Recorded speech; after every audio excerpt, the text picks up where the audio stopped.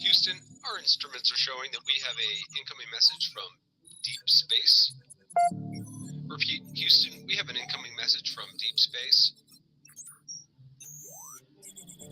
Houston, we will begin playing message now.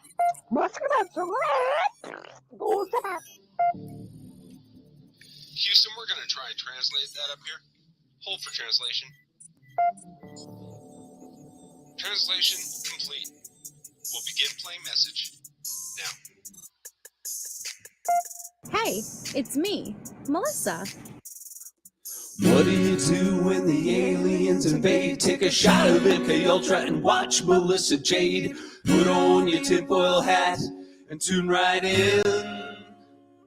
We got that crime spree, flat earth theories, government conspiracies, a complex Mandela effects, unidentified objects, a mind expanding, fake moon landing, what are dolphins understanding? It's me, Melissa. It's me, Melissa. Aliens is on the sun or in Area 51. Time travels, unravels, haunted castles, cops are babbled, potential experimental thoughts that make you transcendental. It's me, Melissa. It's me, Melissa.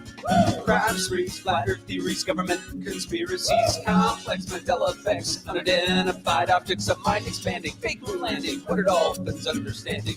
It's me, Melissa. It's me, Melissa.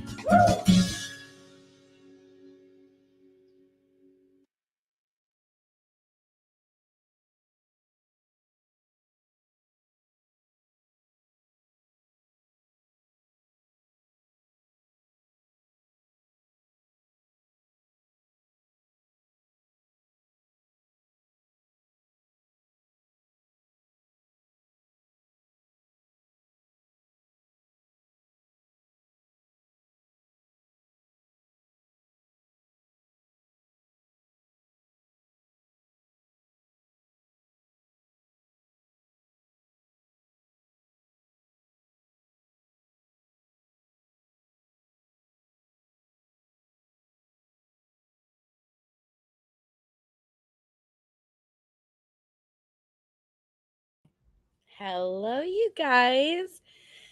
Hello, Chase. Hello, Harlot people. We have that Michelle. We have Nana Banana, Jesse, Angel D.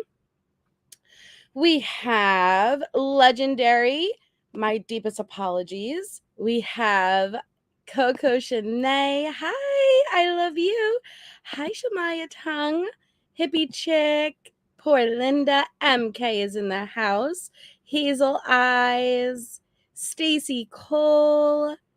Penny. Pointer Lover. We have Loki. Meg P.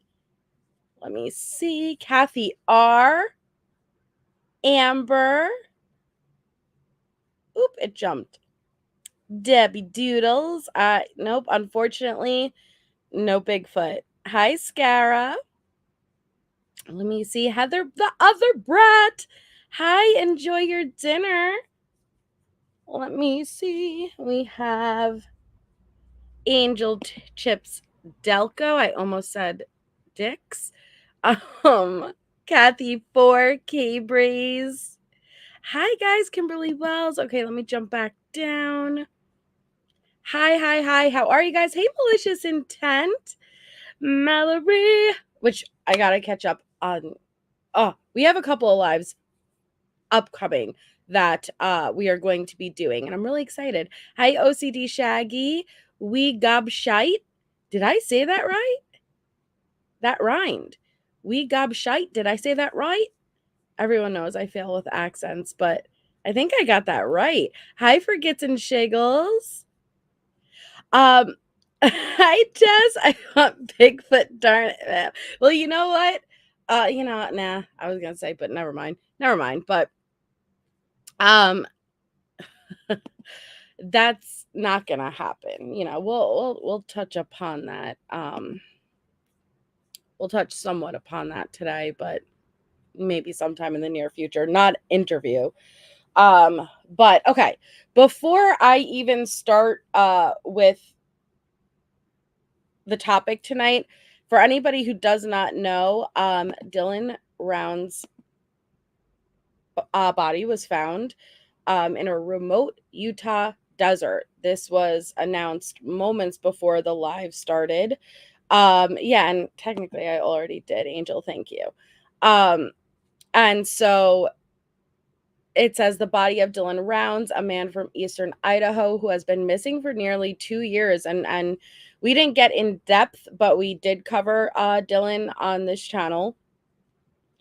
Was found Tuesday morning in a remote part of northern Utah near the Nevada line, according to his family. Rounds disappeared from his farm in the desert down of Lucin, Utah over Memorial Day weekend in 2022. The 19-year-old spoke with his grandmother on the phone before he vanished and was never heard from again. His family has spent the past 2 years searching for answers. We want to thank everyone for their support and love. Dylan's mom says, and we are grateful we now have Dylan's body and can bring him home as we continue our fight for justice. So James Brenner is charged with aggravated murder and abuse or desecration of a human body in connection to Rounds' death. He led authorities to the location of the young man's burial site Tuesday morning as part of a plea agreement. Family members were told around 11 a.m. that Rounds' body had been found. The FBI assisted the Box Elder County Sheriff's Office by processing the area for evidence and recovering the remains. So it's I can imagine it being bittersweet, extremely, extremely sad that he is no longer here, but sweet in the fact that the family finally has some type of answers, some type of closure. So I just wanted to let you guys know. Yes, R.I.P. Dylan. Let you guys know that little update. Yeah, Harlot. Thank you, Mia B. Let you guys know that little update before we had began. So prayers, to Dylan's family in this time, and I hope that they could find some sort of peace within the closure and get him justice. So the topic of tonight's live, though, you guys know I've been doing what I refer to as the Idaho coverage, and very much focusing on the trolls surrounding the Idaho case. It is a massive issue, in my opinion. It's gotten so beyond out of control. I think that there are going to be laws made post-trial once everything is said and done regarding certain things that have happened in this case. But I'm going to swing it around to the most recent interview with Steve and Kristie Gonsalves, along with Shannon Gray, their lawyer, that was on the interview room. So we'll start with that and we'll swing it back around into how I correlate it to the coverage that I've been doing. So put a 1 in the chat if you watched the interview with Kristie and Steve Gonsalves on the interview room. Put a 1 in the chat if you saw it. Yeah, Angel D. Well, that would be the issue. You kind of just said it. Yes, Michelle, it was. Okay, so hey, British Chippy, we got 1. I got a 2 for Gits and Shiggles. Okay, 1. Poor Linda has 2. Hi, Ava. Hi, Booberry. So good to see all of your guys' faces in here. Thank you for being here. Okay. So most of you have, and that's good. So hi, Natasha. It was a good interview. I will drop the link for anybody who wants to go and watch it.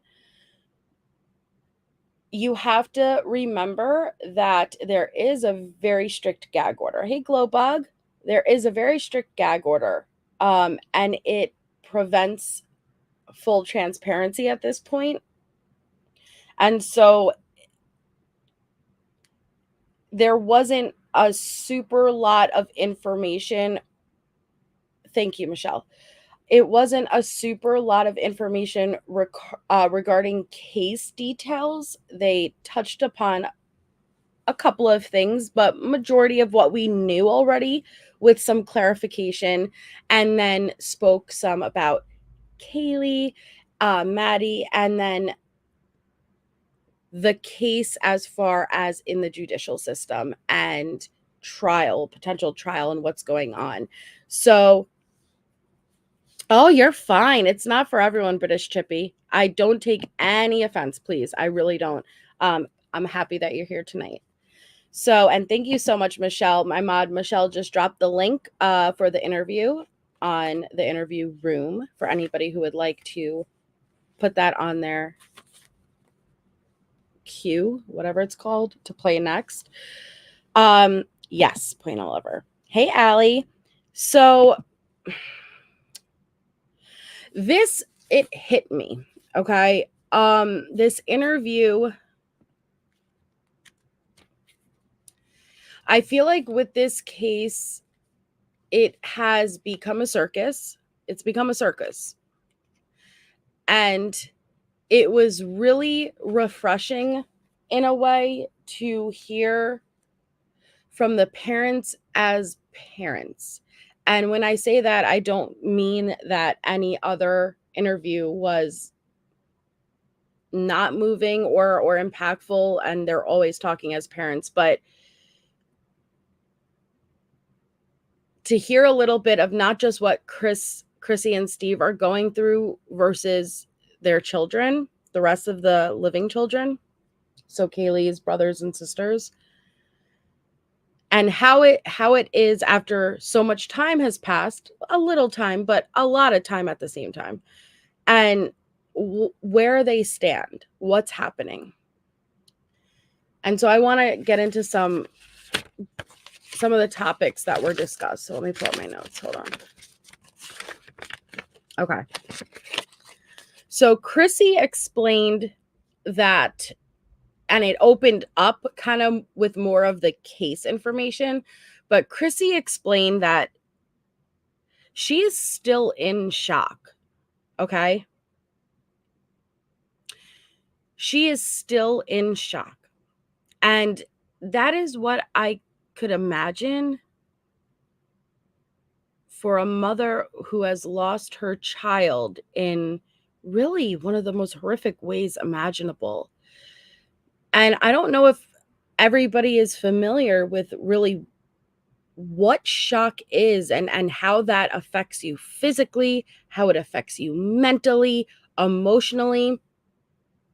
And when she's explaining it, it's really coming through to me. And my heart broke for her. Because she's just a mom, and a lot of us can relate on that level. Right, Taz? We could really relate on that level. And she said that she literally takes things one day at a time. That it overwhelms her to even try to deal with a task that isn't that day. That she can't think about tomorrow and what's to come in the future. She has to manage just to get through today. Chrissy stays off of social media, public forums, social media, tick of the talk, all of that. Chrissy stays away from it. She said that she did dabble in it very much in the beginning.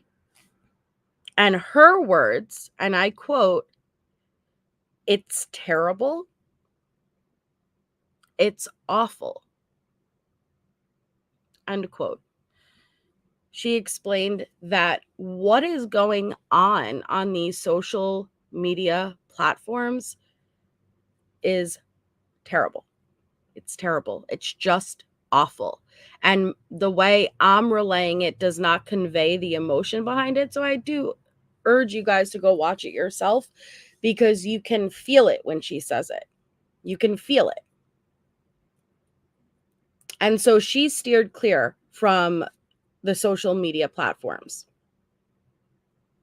Now, Steve, when it was his time to speak, and we know we've heard a lot about Steve. Steve has really taken the spotlight, has been the most vocal out of all the victims' parents. But what I want you guys to remind yourself is there are 3 other families, and just because they may not be as vocal or handle things the same way doesn't make their grief any less. Any less. And we need to keep them in our hearts just as much. Steve explained he is more of a planner and he's more strategic. And that really hits the nail on the head, because what I'm taking away and applying to certain things that we've seen since the murders is Steve and Kristie handle things very differently. They do not have the same personalities, number one, but everybody handles grief differently. Steve admitted that he is constantly digging through the court papers and talking to people like the interview room, which in my opinion was his way of saying, yes, I'm in communication with different creators and I've had my hands in X, Y, and Z. That's what I took from it. He wasn't denying it.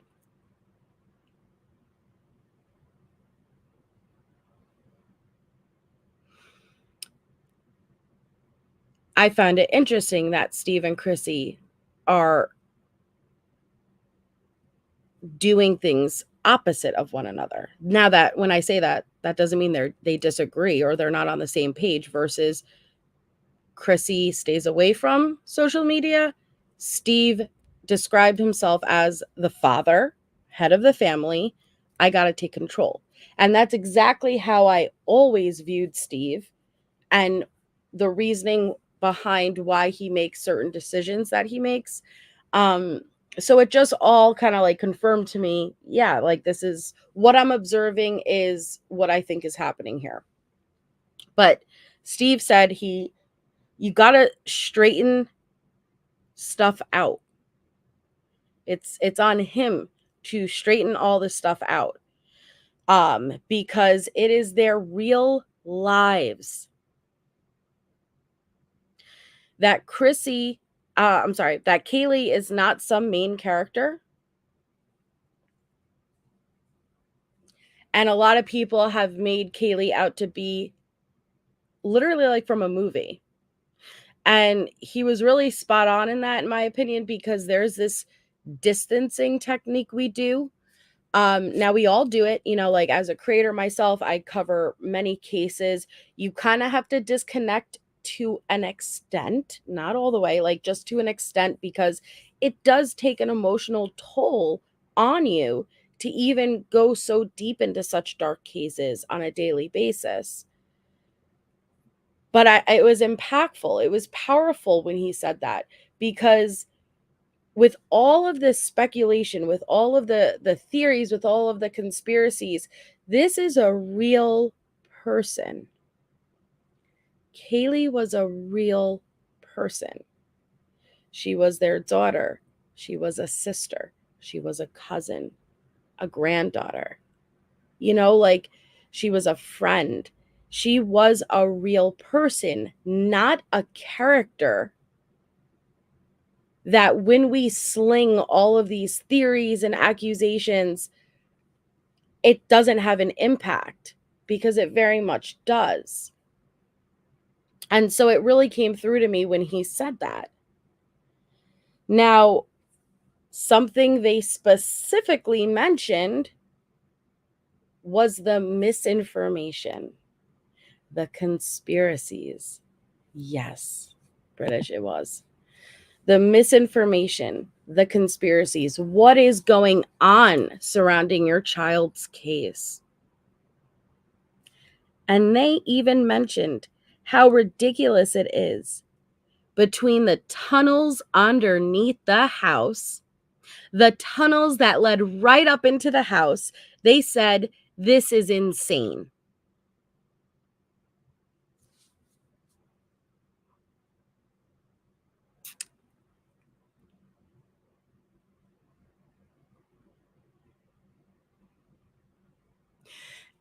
And like, I've gotten so mad, like when debunking certain things, because I'm like, this is getting back to them. It's getting back to them. And this is their child, all of these families, this is their child. And they're already struggling with not having full transparency themselves. But you need to, I don't know. It just makes me so mad that, one, how did anybody believe that? For real. How did the fact that people actually believe that type of crap, it boggles my mind. But what makes me mad is because time passed, they may not still be pushing the tunnels. It doesn't matter, right? Oh, who cares? That was last year. No, this sticks with the families. The impact is already done. It fueled how many more conspiracies and how many more narratives. It's dangerous to push misinformation or disinformation. And it just really, it hurt my heart, because it's like, already they're going through the worst thing imaginable, and then they have all of this shit just flung at them.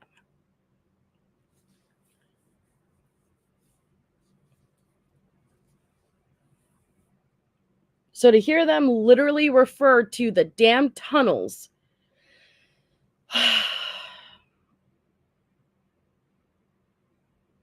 it was just, like, out of all the things they could mention, right?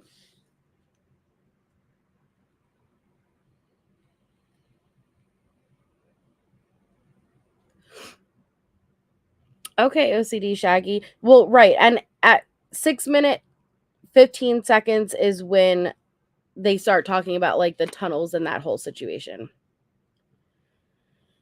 So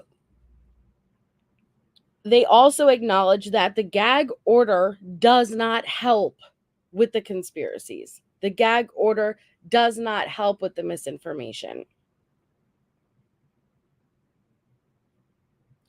And you could tell that they're struggling, because they're like, why do you want to hide the truth? That was their words. That was Steve's words specifically. Why do you want to hide the truth? And and this is just my opinion, my interpretation, okay? I could tell that there is what I perceive to be an unsettled feeling with them, that this is being done the right way. Not even so much do they have the right person, but is this being handled the right way? And we'll get into that more shortly, but they said, why do you want to hide the truth regarding the gag order? Kristie said, and I quote, "It eats me alive." When she said that, she was referring to having no trial date set. No trial date set. It eats me alive, as I could imagine it doing to a mother. This constant state of limbo, right? This constant state of limbo. And they even talked about how like murders or situations that happened after their child's murder already going to trial and being done with.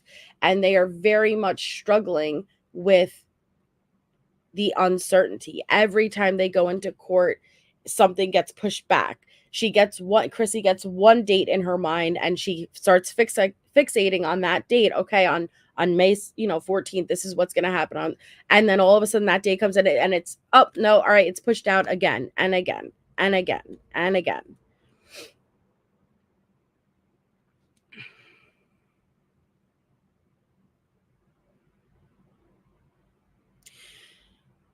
Steve and Kristie said, when do we get taken into the equation? Because it seems like there's frustration again with the courts, maybe the judge, and how things are being handled. And when are the actual families of the victims and what they're going through and the impact this has on them? When is that going to be taken into account?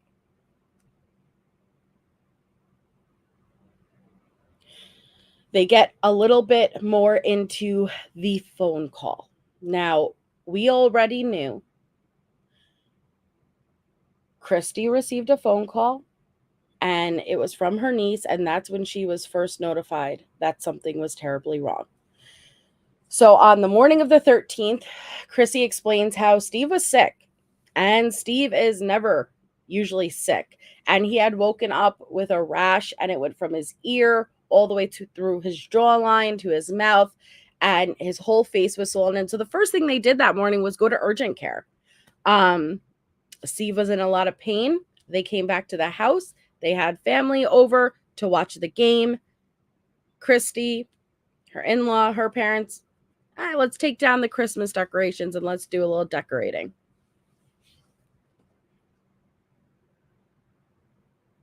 Kristie's niece called her, she said, around 1, 2, 1:30-ish, so anywhere between 1 to 2 p.m.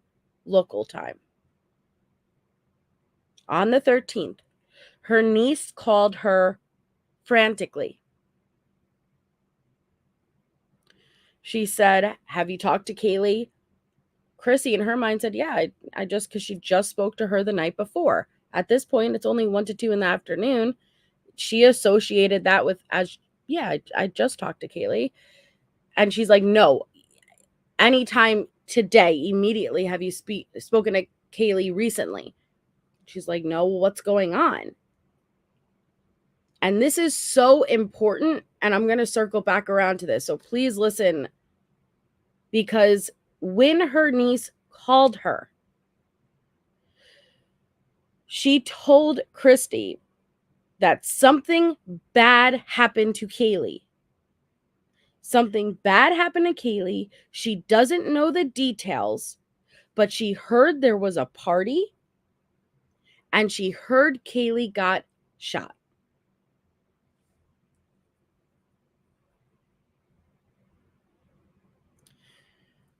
Kristie obviously begins to freak out. She starts to call Kaylee's phone. Kaylee's phone goes directly to voicemail, which I thought was interesting. Hi, Sprinkle Donut. It immediately goes to voicemail. So she starts to call Maddie's phone. Ring, ring, ring, ring, ring, voicemail. Jack's phone. Ring, ring, ring, ring, ring, voicemail. They put the news on. They're searching.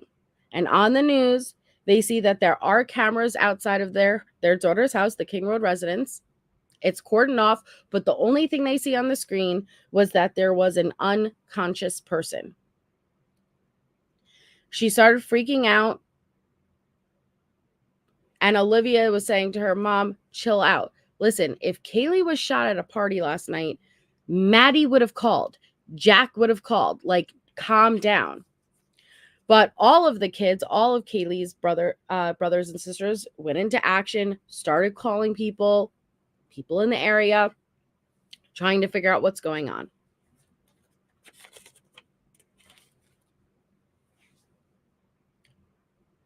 Within a few hours, Olivia, Kaylee's sister, starts getting text messages saying, I'm so sorry that your sister was killed. This is really important. I'm so sorry that your sister is killed. This is before they have any idea really what's going on.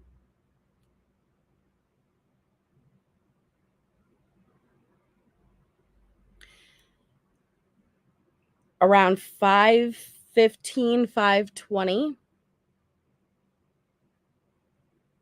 Aubrey,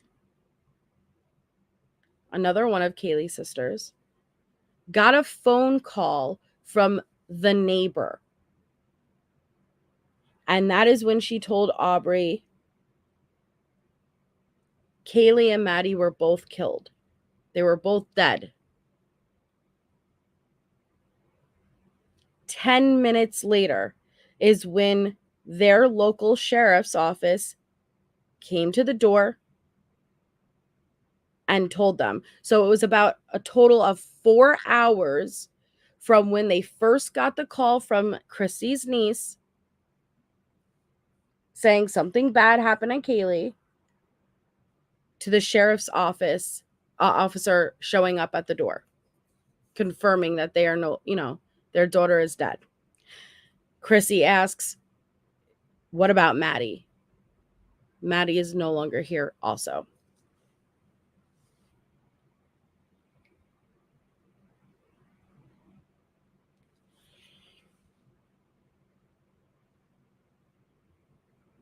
At that point, Maddie's parents were already en route to Moscow.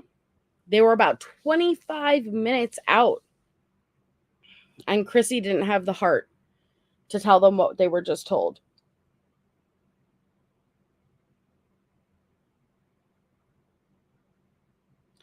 Now, what I want to focus on.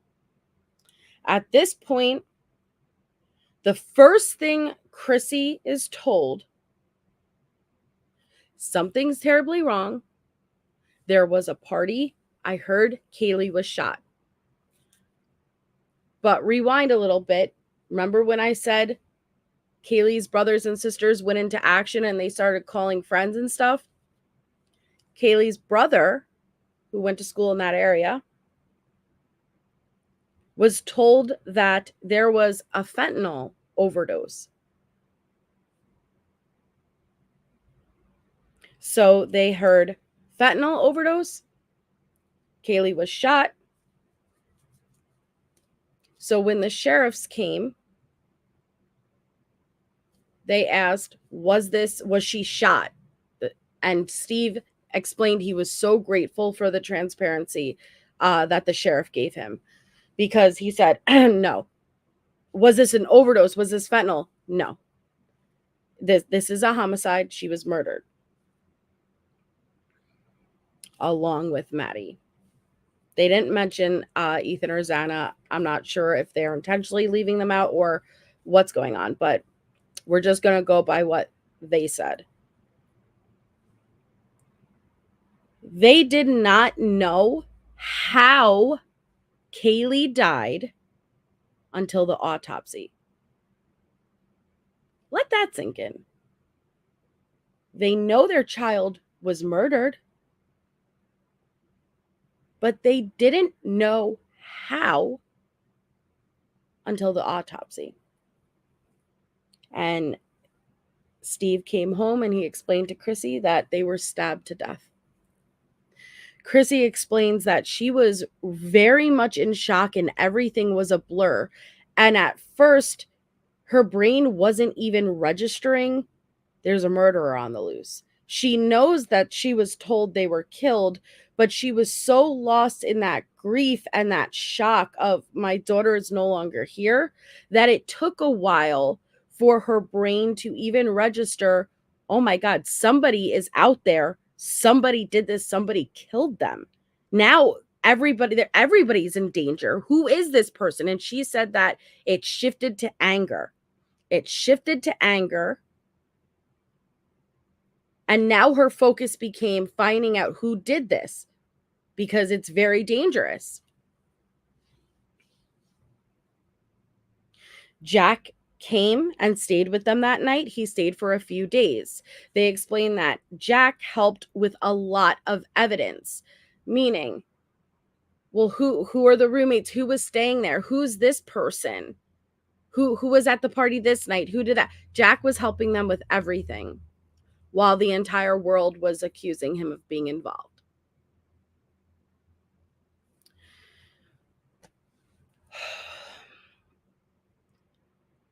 Think now to all of the narratives that have been pushed, all of the conspiracies. One of the big things are drugs were involved. Drugs were involved. Drugs were involved. We've heard my daughter knew about it from Snapchat messages at 10 a.m. that morning, right? We know the narratives that have been pushed. And think back to what I just said, how Kristie and Steve explained how it happened. The narratives of drugs, the narratives of something's wrong. I heard there was a party, Kaylee got shot. That was what they first heard. Fentanyl overdose is what they heard second. It wasn't until the sheriffs came that they found out the truth. Is it possible that that's exactly how it played out? Is it possible that whispers got around that something happened at the King Road residence? We know friends were summoned, so we know that there was some communication to an extent.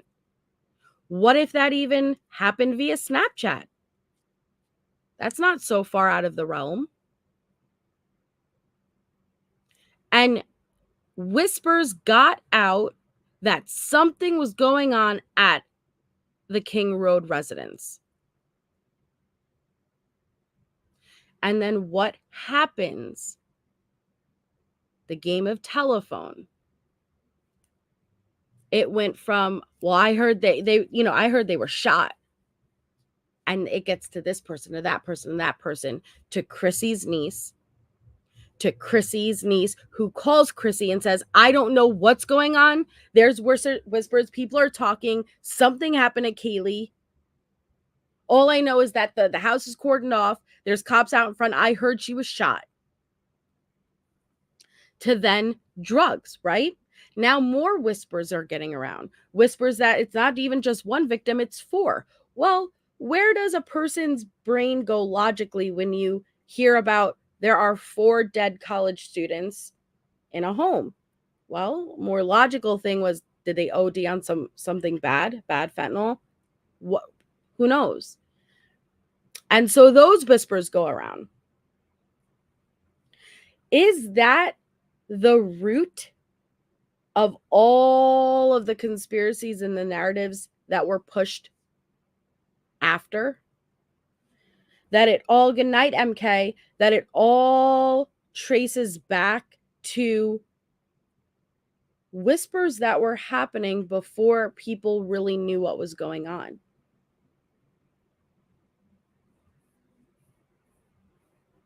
I think that that's the more likely explanation, in my opinion.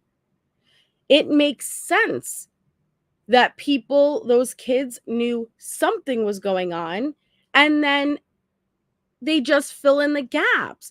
And that's why it became, oh, I heard she was shot. I heard there was an overdose. I heard this. I heard that. But is there any validity behind it, right? For the Gonsalveses, it was shut down by hour 4 when that sheriff's officer told them no. But is it possible for everybody else, or some, those whispers got louder and they held on to those whispers because they didn't have that direct communication that debunked it, right? That they didn't get that direct communication of no. And so those whispers got louder. And then they enter the Facebook groups, right? And everybody's talking and everybody's speculating. And then they take what they heard and then add some more fuel to it, right? Add some more, well, I'll tell you what I heard, like da da da da da. There's got to be something going on more. I heard X, Y, and Z. And then it grows and it grows and it grows and it grows and it grows.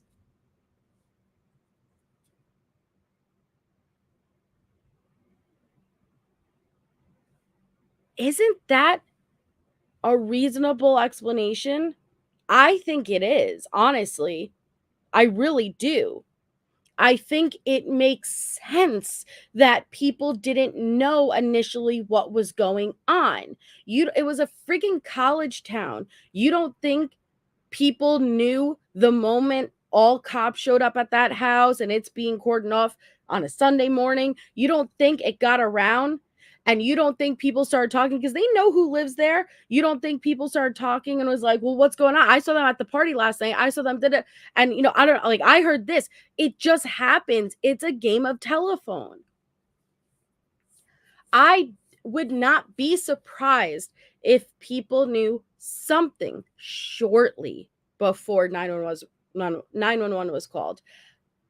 I struggle with 2 hours before 911 was called, but I don't know what time friends were summoned. But it makes sense if whispers got around. And I think certain people just held on to that and decided to run with it.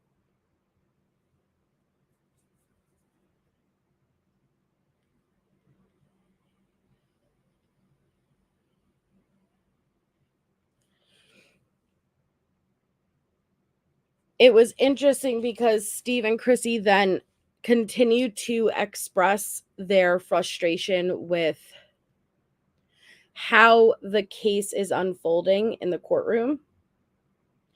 And what I found interesting is they said there is a certain, and I apologize because I didn't write it down, but there is a certain family victim law in Idaho where the families of the victim have some level of involvement. And what they said were the things being done in this court case are unlike anything they have seen in a court hearing before. That things happening in this case have never happened before in a case in Idaho. And you could tell there is uncertainty there. Why? Why are certain things being done in this specific case that isn't supposed to be happening? They expressed a lot of frustration with Brian in a gorgeous suit with a fresh haircut, cleanly shaven, every court appearance. They even referred to the Murdaugh case and how they watched that and looked into that. And he's a multi-million-dollar, millionaire lawyer. And if there would be anyone who gets special treatment, they would anticipate Murdaugh would.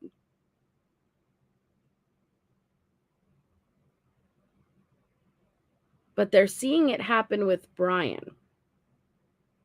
And Steve says, I'm frustrated because if you look at him, you would think that this would be like a white-collared crime. We're not dealing with someone who did shady investments and got busted. We're dealing with somebody who allegedly stabbed to death 4 college-age students. You can't even see that he is wearing shackles. This is what they're saying. Now, I do know that they do not want a defendant in an orange jumpsuit in shackles, because then when people see that defendant, they are going to associate them with guilt. Our brains are very interesting how it works. And the moment that we see them like that, you may be more likely to believe they are guilty. So it's not so strange to me that he's entitled to wear a suit.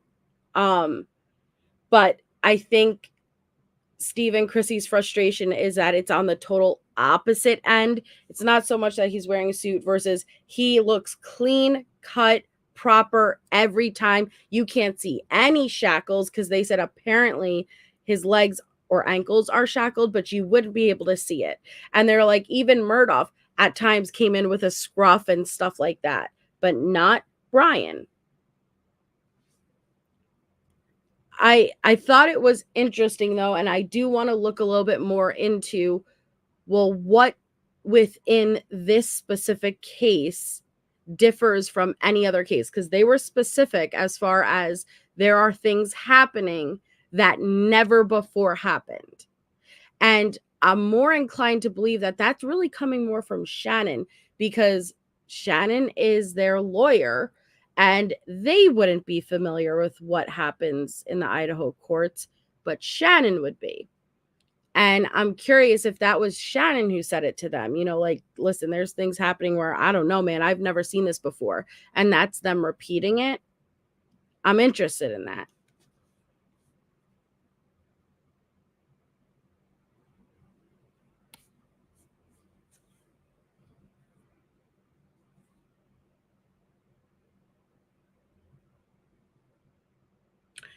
Steve even referenced the PCA, their arrest affidavit.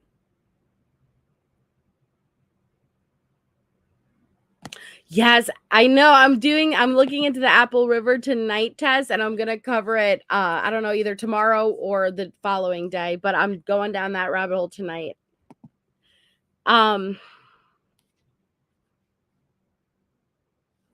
Well, and I understand that, Melanie. Melanie says, but why aren't they charging the other roommates for something at least? Okay, it's a fair question. Is it, Mallory? Oh, we got to talk. But why aren't they charging the other roommates for something at least? My response is going to be, and I understand questions and I understand frustration, but the logical answer would be because they have all of the information and there's nothing to charge them with. We don't have all of that information. So I understand when we're trying to put together 1,000-piece puzzle and figure out what the image is, right? But you only have 455 pieces. How are you supposed to determine what the end result is when you're not working with 1,000 pieces? They are. And so if they have not charged them in something, I have to believe it's because their stories line up and there's nothing to charge them with. Now, do I circle back around and do I get haunted a bit by the alleged leak between Steve and Brad and certain things that were shared within those messages? Sure, I do. But I can say to myself, well, I can't tell you what allegedly Steve's intent was behind saying this. I can't tell you if he actually did speak to a grand jury member or if this stuff was being relayed for a reason, if it was truthful, if it was dishonest. So I'm going to lean more towards they shouldn't be charged if they're not charged. That's, they have the information. Now, when it comes to trial and all of everything is going to come out like it's supposed to, and things don't add up at that point, we could talk again. But I don't have none of us have all the information yet. And what this interview room live showed is that neither do the parents.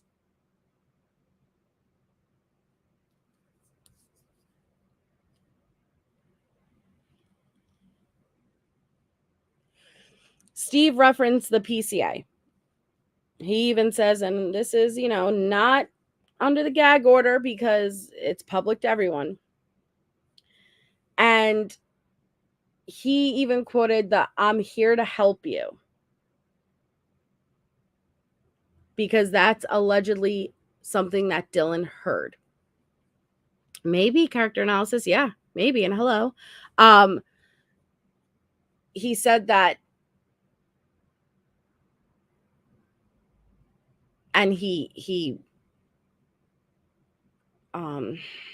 attributed it to Brian, but only because Brian is charged. But Dylan allegedly heard, "I'm here to help you."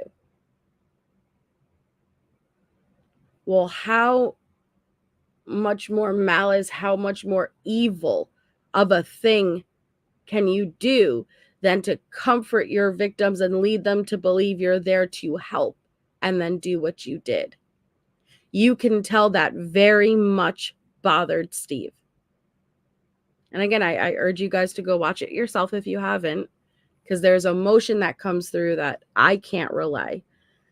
But he said, "I'm here to help you." You say, "I'm here to help you," and then turn around and slaughter these young adults.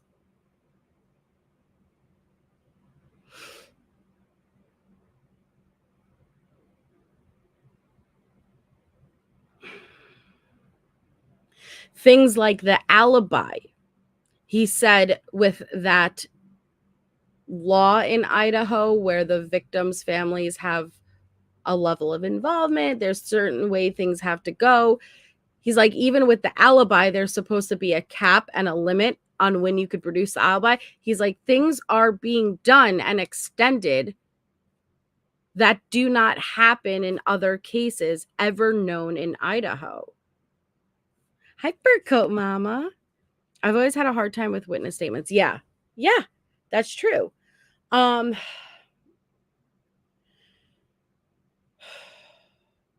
There's a lot of questions regarding this case.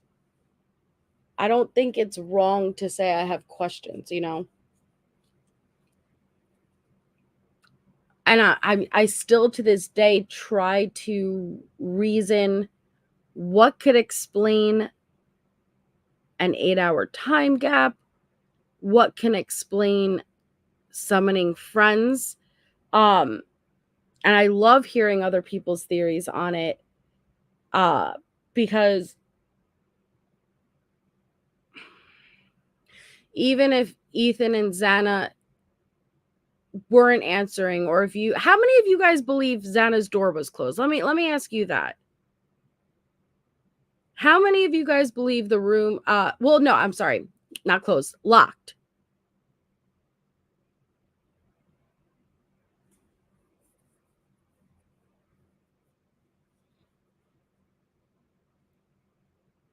Because I don't know if it had the lock on it or what, or if it was locked or not. But what I struggle with is I do not believe there was an attempt to get into Xana's room. I think it was blocked. Character analysis. Blocked. Yes, we know it's blocked, at least based on what we heard. It was blocked. I don't think it was locked, though. But I do not think there was an attempt by the surviving roommates to get into that room. Because while spitballing theories, you know, with people, it was like, okay, well, what if they could not get into that room and friends were summoned? I struggle with that because you have two other people upstairs, two other roommates upstairs.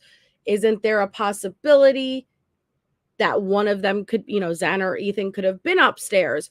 Or if you had to get into the room, wouldn't you go upstairs and be like, yo, can you help me? Like, Xana's not answering, or either, whatever it may be. I heard strange noises. Can you come down and help me? But instead, friends were summoned. I struggle with that. So I do not believe there was ever an attempt made to get into Xana's room. I don't think there was any. The most movement I think happened, and I get hung up on the PCA a little bit because it states that Dylan originally went to bed at whatever time. Now, that could mean she went to bed again, like she fell asleep again at a later time, or it could mean she left the room and maybe went down to Bethany's.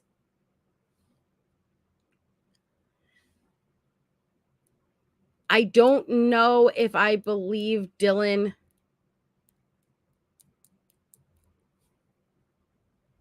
made her way down to Bethany's.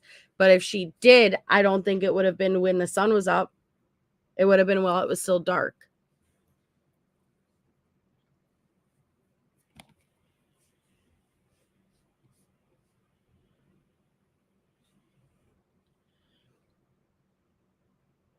Well, and if you believe that, Leon, what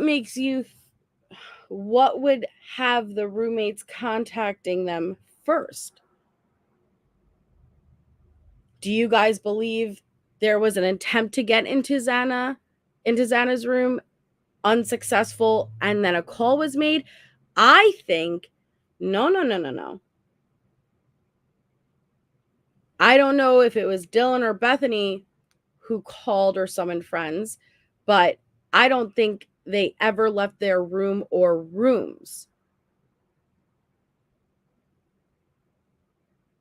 And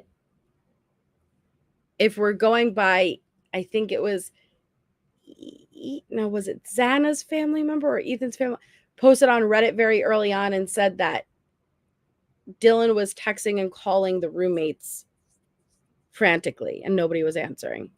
And I don't quote me on the exact wording, but it was something along those lines. I think after seeing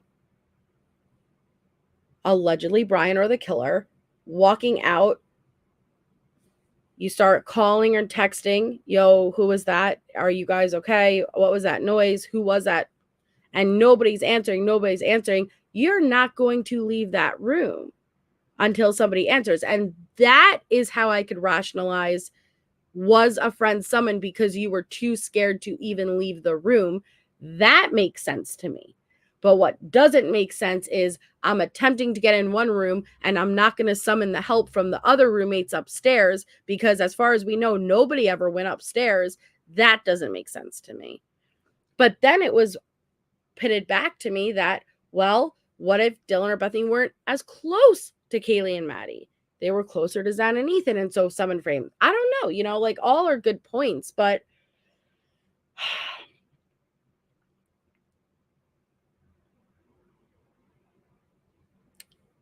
if we're going by the PCA says data based on Dylan and Bethany's phone records lead them to believe the murders occurred at this time. If we're going to reference the alleged messages between Steve and Brat, the grand jury leak told Steve, and again, this is not verified, but told Steve that Bethany and Dylan were texting back and forth the whole time. Sure, Michelle, can you drop that link one more time? No problem, Coco. I think that they were.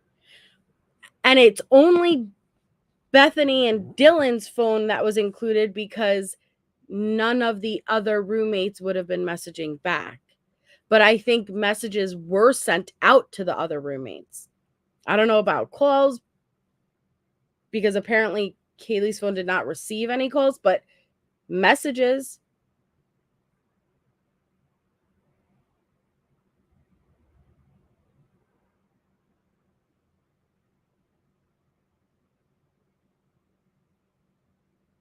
Well, if she was texting Bethany would have been able to see the cars are still there. You know what I mean? And if she was, you have to remember where Dylan's room was located. She could hear up, down, everything. They had to pass her room to get out. There was no other exit other than to pass Dylan's room and leave out the back sliding door or to go down another flight of stairs out the front door.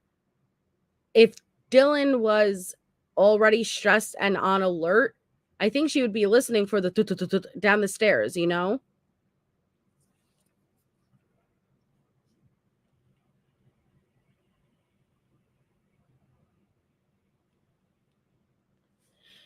Well, and here I'll ask you guys this. How many of you guys believe the killer saw Dylan? I believe the killer saw Dylan. A lot of people don't. Well, right, Jaded. And I think about, if you have to realize she physically got out of bed multiple times in a short time frame, you're on alert. And that last image is someone you don't know with a mask walking out after you're hearing cries and thumps, and now you're really on edge and you're going to be listening for sounds. I believe he did too, Roro. Yeah. You think they crossed paths? I really believe he saw her. But what I think happened, and I've stuck with this from the beginning, I do not think, I don't. And I'll tell you why, Rebecca. I'll tell you why. I don't know who the target was. I could lean towards a feeling, but I don't know. I know the target, the intention was upstairs.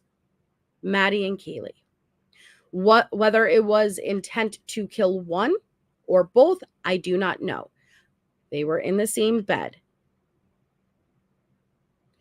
Kaylee had a new vehicle. Would he know Kaylee was even in the home based on that vehicle being outside? He wouldn't, even if he was stalking for a while, that vehicle would not even be associated with Kaylee. It was a party house. Is it so crazy that the vehicles outside do not directly reflect who may be inside? You could pregame at the house, park there, start, and not everybody ends up back there. That's reasonable in my head. I think he went up. Whether the intent was to kill one, two were killed. As horrific as it is, we found out not long ago, Kaylee was in the upright position in the corner of that bed. She was awake. She didn't start awake. But as the act of the killer killing Maddie, Kaylee woke up and she was trapped. And her body was found, as her mom states, imagine up against the corner of the wall, slumped over. Now, I think back to Steve saying the autopsies don't match, the injuries don't match. It makes a little bit more sense to me, because if you're dealing with one in their sleep and it's an attack, I wouldn't imagine more defensive wounds or more of a struggle. And you have to realize the weapon we're dealing with. But if the other woke up and then tried to get out, but she was trapped, and started to struggle and started to fight, the injuries wouldn't line up. Okay. I think a lot of the thumps and the bumps that we hear is not Kaylee playing with Murphy, obviously, but it would be the sound of her body hitting up against the wall as she was desperately trying to get out of the covers and get out of the bed. You know what it's like when you sleep between somebody on the outer side of the bed and a wall. And then usually the blankets that you're under are tucked into between the wall and the bed. And so you have to try to get out of the covers and you have to kind of scroll all the way up. And you're trapped. She had nowhere to go. So I think a lot of the thumps and what Dylan perceived to be Kaylee and Murphy playing was, Murphy was going crazy, barking. But the thumps would have been probably Kaylee hitting up against the wall as she was frantically trying to move and get out. At some point, a DoorDash was received from Xana. Xana was actively scrolling through TikTok. I think as Brian came down, or the killer, allegedly Brian came down, I don't know if Xana was maybe walking to the kitchen, walking from the kitchen. And I don't disagree. Oh, you mean from the start? Crawled up the bed? I don't know about that. I think that with where the sheath was found, it very much makes sense. I think he had to lean over Maddie, right, to get to Kaylee. And especially if there was a struggle, which just tells me that that sheath was not attached to the belt. In the struggle, whether it slipped out of the loose pocket or whatnot, and it landed somewhat underneath the body in the bed. It makes sense to me. I don't know why the sheath wouldn't be attached, but within that struggle, that's kind of where it would land. But I don't know if Xana was walking to the kitchen with her DoorDash. Maybe she didn't want I believe Ethan was sleeping in the bed.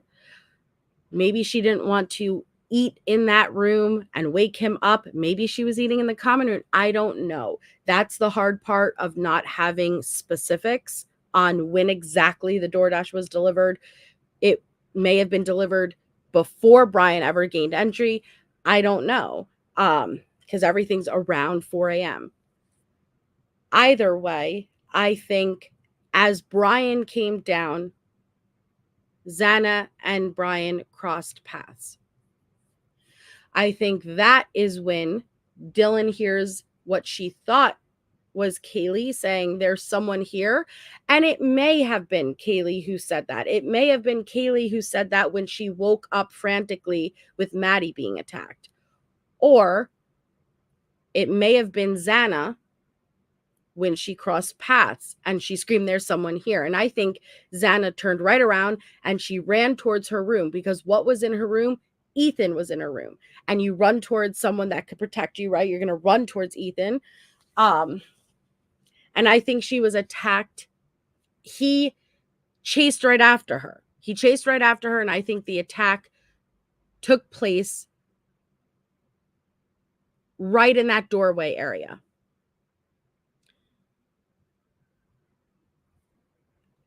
Realizes Ethan's in the bedroom also, and the attack on Ethan. I don't know if Xana died right away. It's horrific. It's horrible, but I'm just going by the pieces that we know so far. And we know that whimpering is heard and crying. And I think Ethan managed to get out of the bed and try to pull himself towards Xana. And he passed along the way. Now, Brian would have shut that door on his way out. Now, try to get into that mind frame. You may have only come with one target. You now just targeted and killed 4.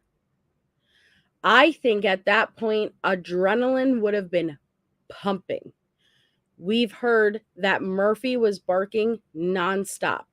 Now the struggle and the thumps and the bumps, you really aren't able to perceive how much time passes when you have adrenaline like that. A few minutes could feel like an hour. Time can slow down. Everybody experiences it differently.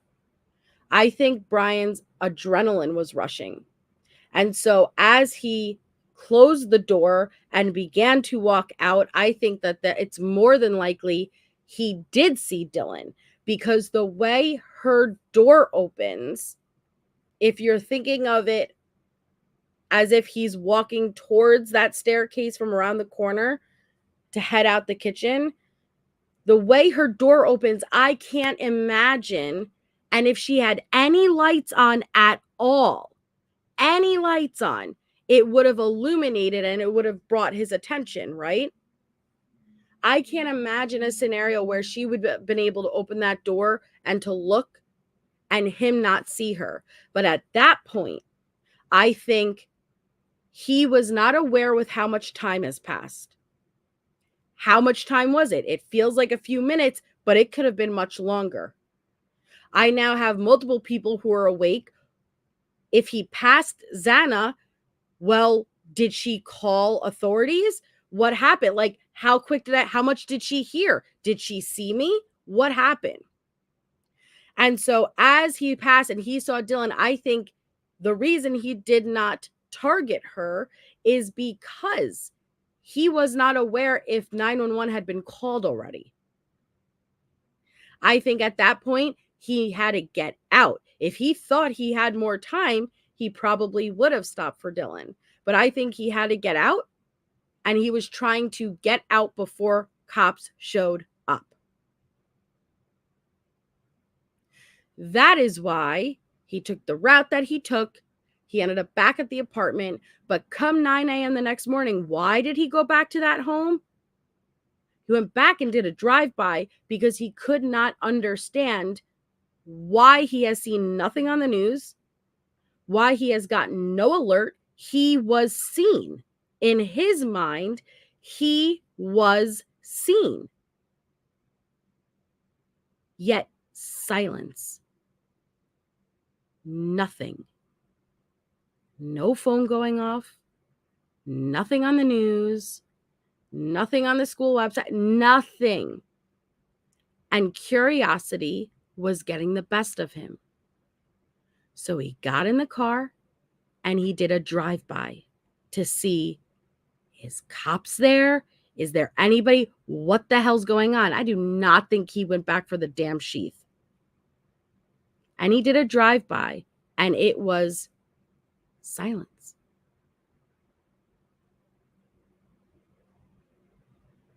Until hours later.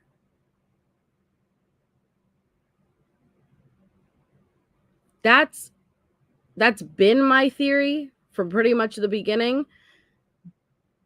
But again, no matter what theory I go with, there's certain things that still don't fit perfectly. And it's going to bother me. Now, let's go with Kim for a second. Because you hear these families themselves saying everything that's going on the internet, these insane conspiracies. It's ridiculous. Do you guys think the victims' families are lying to us?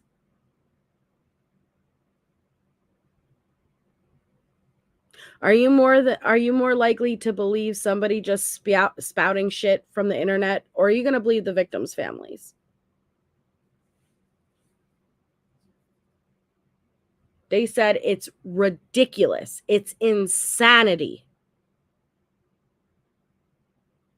The concerns that came across in this interview were concerns, in my opinion, that make sense. Things aren't being handled ideally. I think he's getting more slack, and Taylor's playing the pushback game. But never about any of the shit that's being pushed on the internet. Do you think that we want to know more about what happened to these victims than their own families do?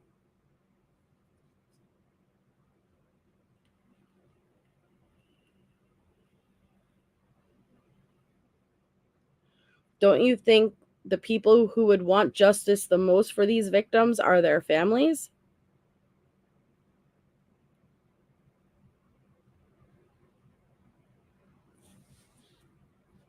Take Kim, and you guys have heard me and Shay like bounce this around many times, but I am not convinced that there could not be a tiny truth underneath all of those layers. And that tiny truth is maybe her daughter knew something was going on at King Road before 911 was called.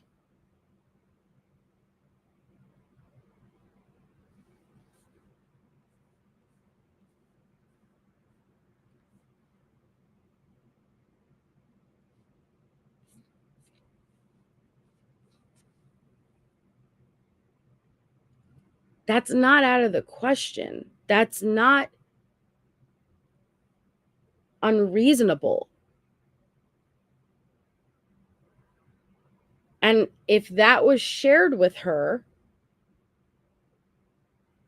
and I do believe as a concerned mom, you'd be like, what's going on? Did you hear anything?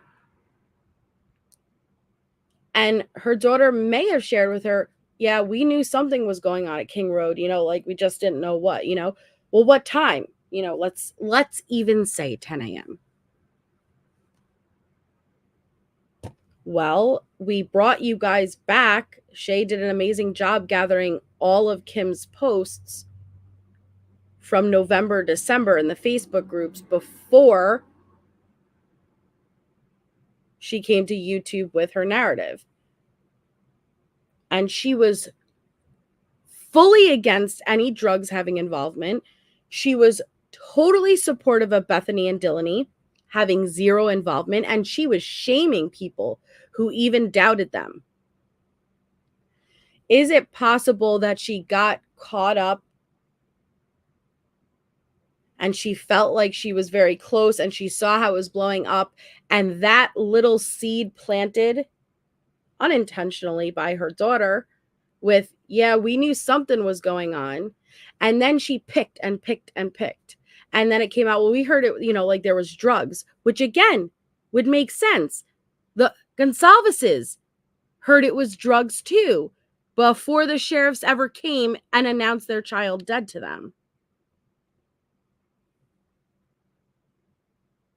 Is it possible that that little rumor and game of telephone that played very much in the beginning, even getting back to the Gonsalveses,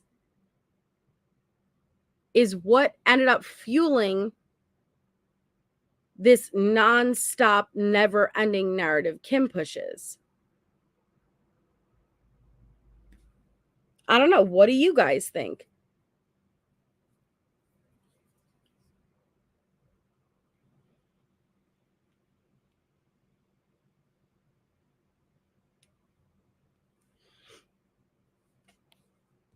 See, I don't believe, listen, okay. That email says it all. Okay? What that email contained, and that wasn't the first time she pushed that stuff. She said that stuff many times.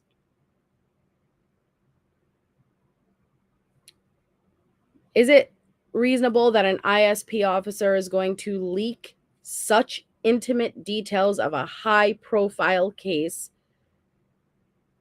to someone that has no relevance to the case at all and is just a mom? And when I say that, again, I'm not minimizing a mom. A mom's amazing. But in relation to losing his job, is it logical to think an ISP officer chose her to leak such intimate details that she herself said in the email the victims' families themselves do not even know?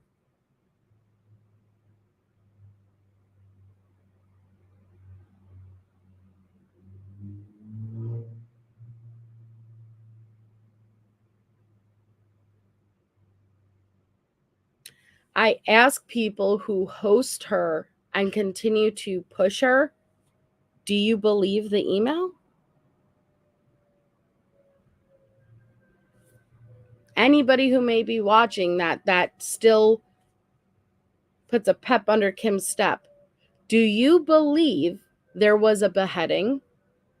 Do you believe a heart was stolen? Do you believe a hand was cut off? Do you believe a victim was pregnant? Do you believe that?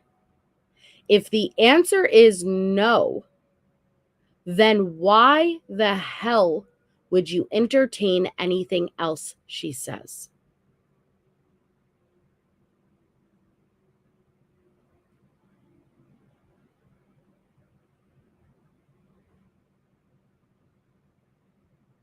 You can't pick and choose which parts you believe and which parts you don't want to believe.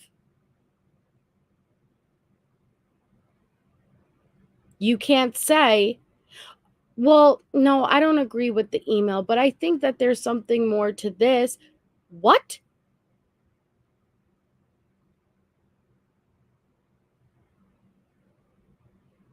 If she's willing to lie about that, why would you trust anything else?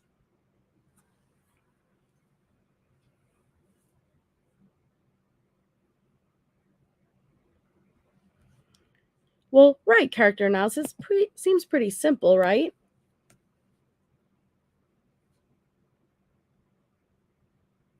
Seems pretty simple. But then we hear the more current narratives of, I hope I'm wrong. I hope I'm wrong. Well, wait, what do you mean you hope you're wrong? Because when you named 5, I have them right here, 5 college age students, first and last names, were you putting that out as allegedly? Because you didn't. That was my very first issue with you, is you named 5 students' first and last names as being involved in the murder. I will not repeat those names because I will not push misinformation on people. And those accusations never go away.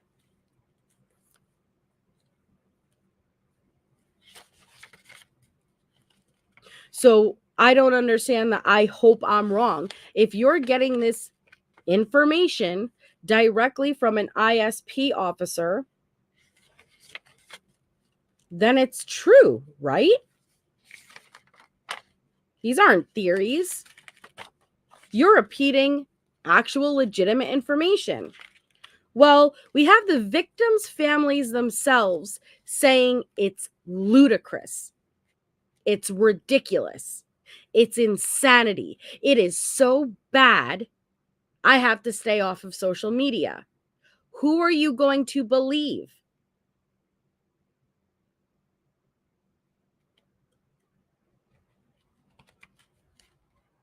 Well, not only that, the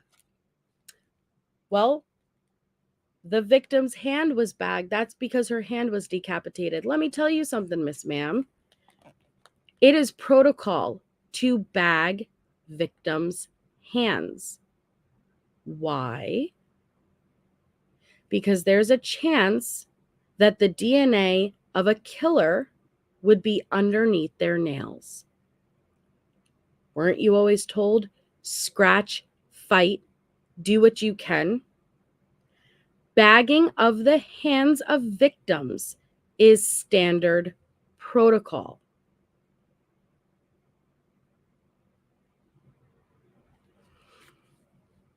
Seems like it may have been opposite, Miranda, from what I've heard whispers of things, but I can't prove it, so.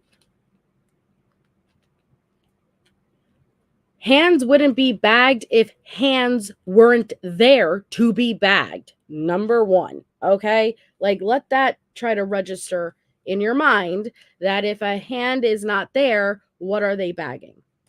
Number 2, it is standard protocol. Good night, Melanie. It is standard protocol to preserve potential evidence. But that's the problem, right? And so, like, I can't rationalize in my mind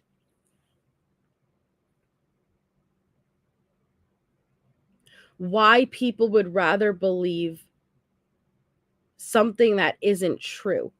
I understand that you're craving answers. I crave answers, like, right? This doesn't add up perfectly for me. But if you can debunk something, if you can prove something to not be true, why would you get mad? Right? It's kind of like, just cross it off the list and let's move on to the next potential thing. I know why creators get mad, because when you debunk these people, you look like shit when you continue to host them and push their disinformation. because you now know it's false information, yet are choosing to push it. So I urge you to go watch the interview with the parents and realize the impact that you are having on them. Not just the Gonsalveses, but the other 3 families, Ethan's, Xana's, Maddie's. What about them? Do you think the "someone is here" was yelled in a scared way, whispered, or what? Curious your thoughts. I think it was yelled. I think originally I very much thought it was Xana. When they crossed paths, I thought it was Xana, and she yelled, "Someone's here," like nervously, and ran back to her room. But after finding out that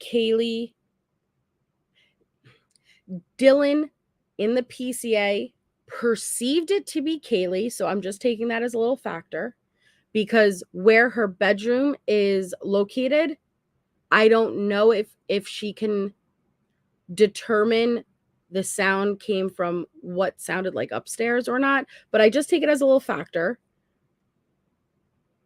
But now that I found out Kaylee was up against the wall in that back corner, slouched down when her body was found, she was awake. Maybe not initially, but she was awake. And there was, I don't know how much time, it may have been a very, very short amount of time, but there was time where the attack was on Maddie before Kaylee, and Kaylee clearly woke up, became conscious, and scooted into that back corner. I think she may have screamed at that point, "There's someone here." You know what it's like when you're woken up out of a dead sleep, especially if you're drinking, you're really out. You don't even know what year it is, right? You get startled and woke up. It's like, what year is it? Like, oh, where am I? Could you imagine being woken up and you just see a dark figure and your brain isn't fully awake yet? You probably could not even register what was happening. So her brain may have just registered and screamed, "There's someone here," not even fully comprehending what is happening.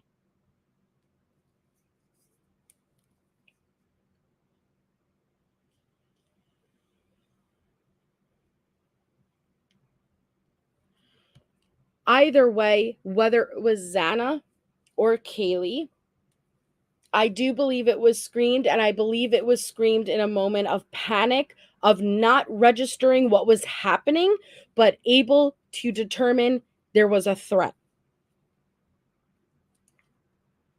So it would have been a panic.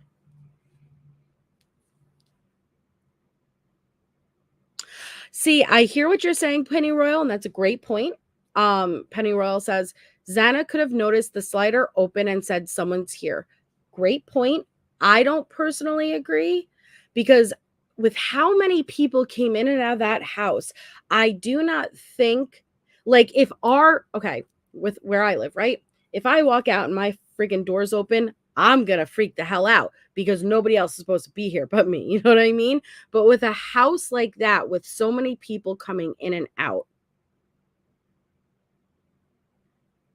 would Xana associate the sliding door being open as necessarily someone had broken in, someone is here?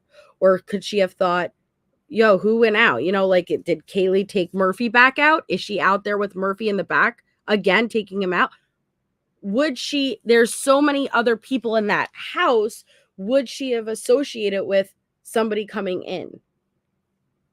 We don't know for certain, but that is what is likely.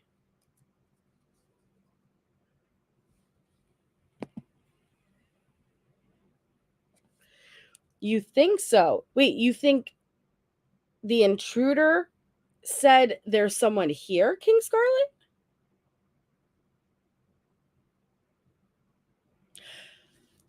But I want you guys also to take an account, because I love that point that you're making, King Scarlet, of she could recognize everyone else's voice.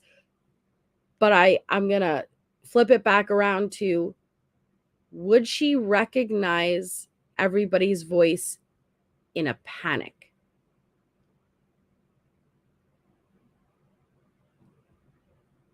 She would have recognized everyone's voice in a normal setting. Have you ever been startled, like where you like scream and like something like that? I have, and like it makes me concerned, because I'm like, that was my reaction. Like, oh my God, I'm screwed if anything ever happens.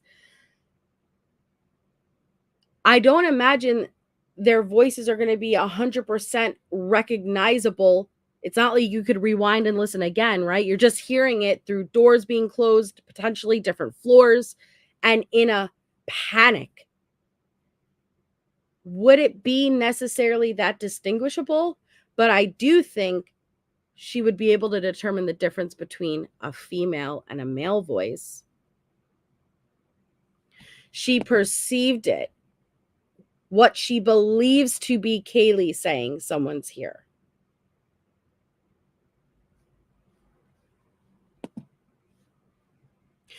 No OCD. Well, it would have just been the slider door as far as we know. Right, exactly, King Scarlet. Well, yeah, that's a frozen shock phase, yeah. Right, Angel? Like, I've been startled to the point where I'm like, that was like, why did I react that way? Like, oh, like, and it's like my garbage can in the driveway, and it's like I thought it was a person out of the corner of my eye, and I'm like, why do I react like that? But like, if you took my would you necessarily be able to, oh yeah, that was Melissa's voice, like, no, I have a much more deeper voice normally, like, I don't know, like, I don't know if she would have been able to immediately determine whose voice it was, if it wasn't in its normal pitch, if it wasn't in its normal tone, if it was possibly saying a phrase the person doesn't normally say. You know what I mean? I take these into account. No, Jules. Do that again. I will not. Jules, what did you think? I watched half of your video and I have to watch the other half, but what did you think of the interview with the parents?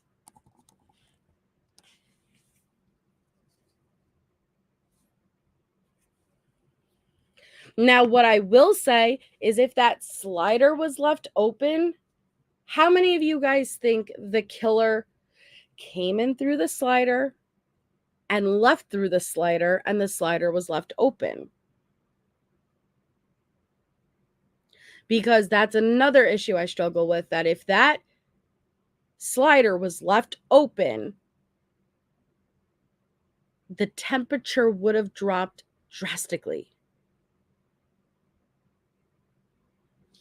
Well, and they had a lot of, good night, Chase. It was interesting to find out that, what was it, the university president never even reached out to the families once. Not even one time for condolences. There was rumors very early on, that at a certain time, I think it was like 8:30 in the morning, don't quote me, but around that time, that the front door was observed being open. But Chief Fry appeared confused when he was even asked about that.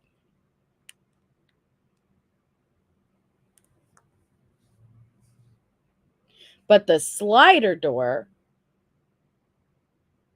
if that was left open for 8 hours, I struggle even more, because you would have felt the temperature drop. It would have been freezing.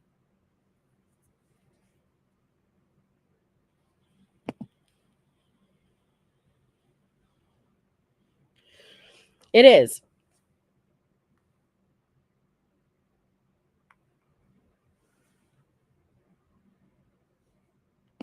Well, it was open at the time they arrived. So then you have to circle it back around to friends were summoned. Friends came into the home. Did they enter through the slider? Did they enter through the front door? Did they leave it open? These are questions we don't know the answers to. About the front door being open around 8:45, 9-ish. But then when Kristie talked to Drunk Turkey, she said they were told the back slider was open. I mean, could it be both? Maybe. But then I think back to Watts, the obsession sources, and those frat boys said around 9-10 a.m. no activity was going on at that King Road house. And I don't know if it includes, did you look at the doors, that front door? I don't know. But it all circles back around to like the whole truck shit and Harsh, and I don't rely on it because when Fry was asked, he was confused, you know? It's as if he didn't even know about that or hear about that.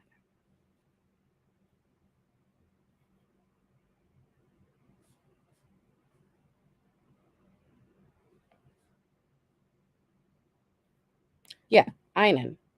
That front door stuff started with see the black luxury SUV and screams. Einen changing his post. You guys remember Einen Harsh changing his post from hearing nothing, no screams, no nothing, and then he edited it out, the part that said no screams, because then the whole Joseph Morris video was dropped with the alleged murders caught on camera. Audio, I'm sorry.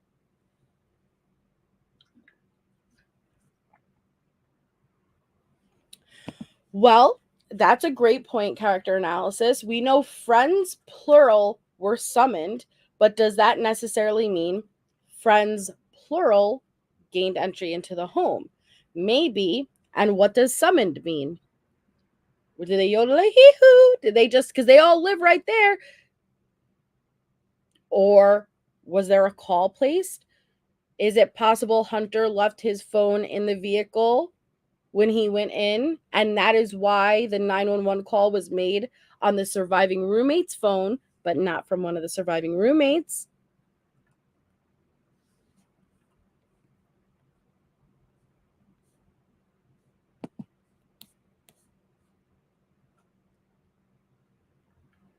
Yeah. And that's what I'm trying to, like, my point is, Loki, is they get mad when you debunk this stuff, but why? Like, what are you trying to do with the victim's family? Like, do you not care? Like, why would you ever intentionally be trying to spread disinformation and misinformation? It is. I own that freak snake. I ain't changing it.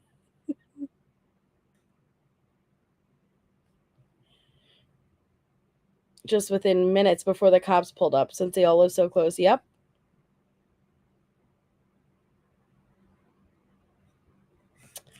And I struggle because allegedly Hunter had to push the door open, and that's when he observed Ethan. But I struggle with that because if the killer closed the door on his way out, how did a body get right directly in front of the door? Oh, it's so hard. Like, again, it just drives me freaking crazy. Now, even with all of the drug stuff, so you have to circle back. Before they even had confirmation their child was killed, they now were already told she was shot, there was a party, fentanyl, drug overdose. And then confirmation from the sheriff, no, they were murdered. Not drugs, nothing. But is it possible that those whispers and that game of telephone and the rumors of the drugs and the this and that is what fueled a lot of these narratives that are pushed to this day? The fact that, yeah, there was whispers, but that makes sense.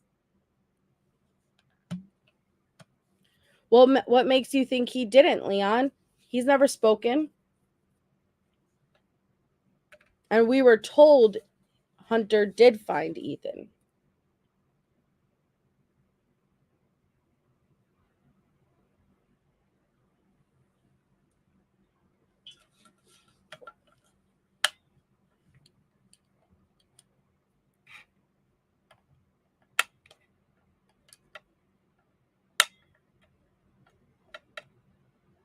Yeah, he'll be called as a witness, but apparently Hunter shared all the details with Steve.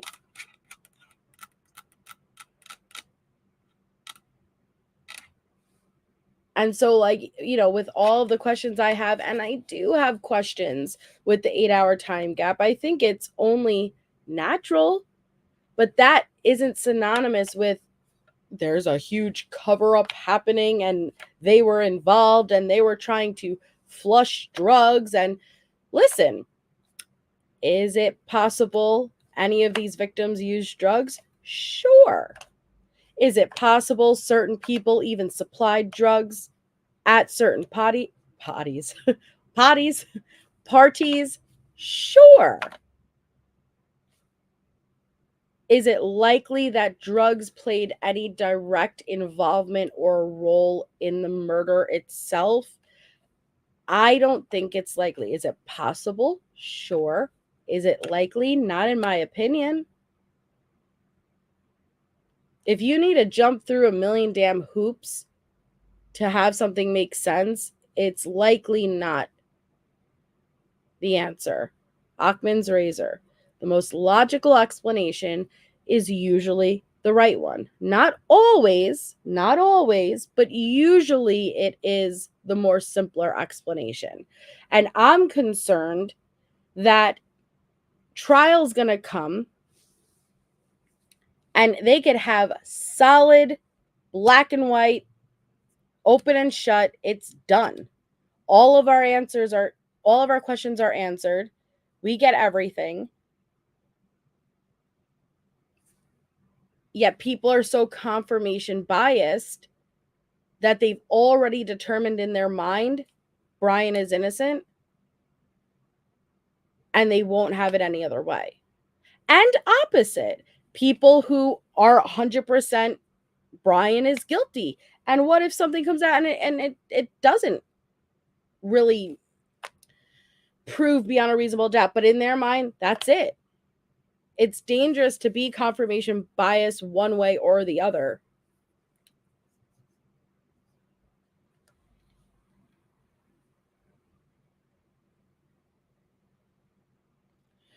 I know. Well, and that's another issue that was expressed in concern with the Gonsalveses, is that it keeps getting pushed. It's going on almost 2 years and a trial date isn't even set. And even once it is set, it's going to be so far away. And my heart breaks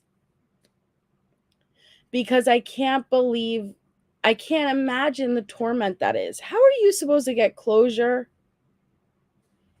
Yes, Riddler. Not theories. No. Not theories. Straight up accusations, straight up disinformation, misinformation being put out there non-stop.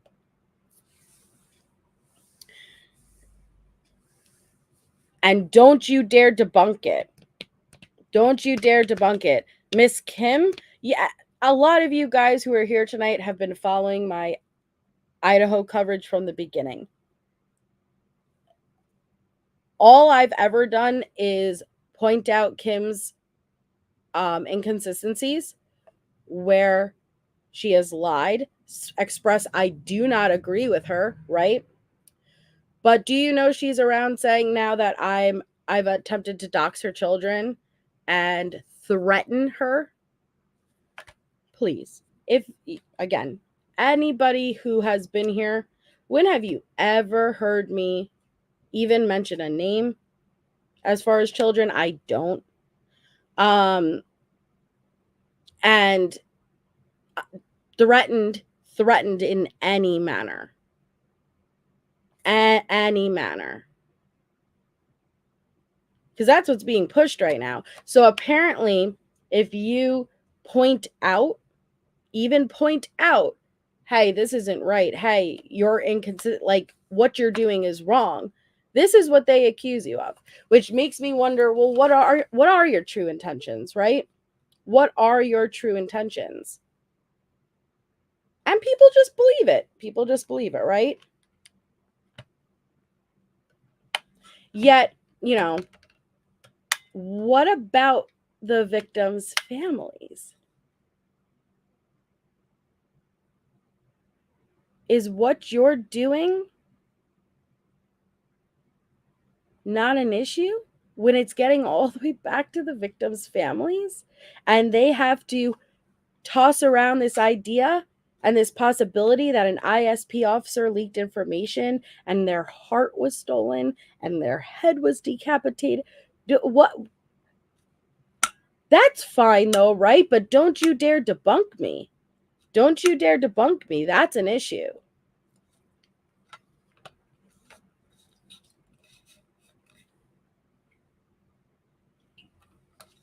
There are people still saying that there's truth within what Dot said. Are you guys really after the truth? Do you care the impact that you're having on these families? On the names of the victims in this case? Because it seems like they get lost a lot in it. The victims. It's turned into a Hollywood production.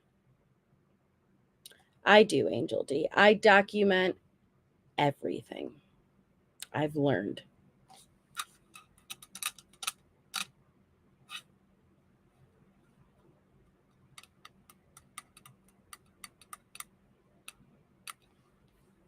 Well, and Sonny, nobody should be 100% one way or the other.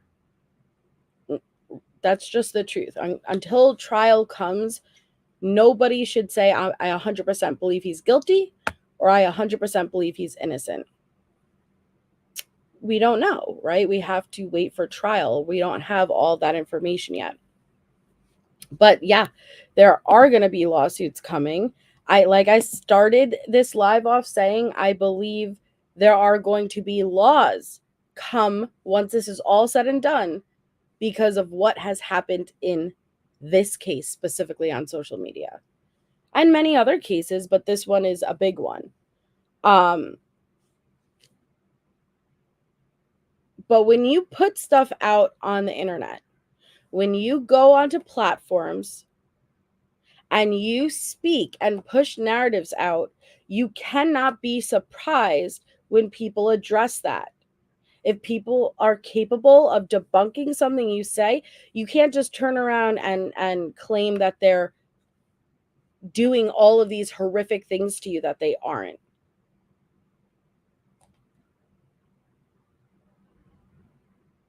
Hey, Earth. But I really urge everybody to go watch that interview, because the interview in itself, you hear them say how out of control social media has gotten, how ridiculous. And what was they took the time to tell us about Kaylee's siblings. And they went through each one. Olivia is not doing good. Olivia had 2 babies. She was pregnant. When Kaylee was murdered. But they explained that Olivia and Kaylee both worked from home, and they would be on the call every day, all day while they were working.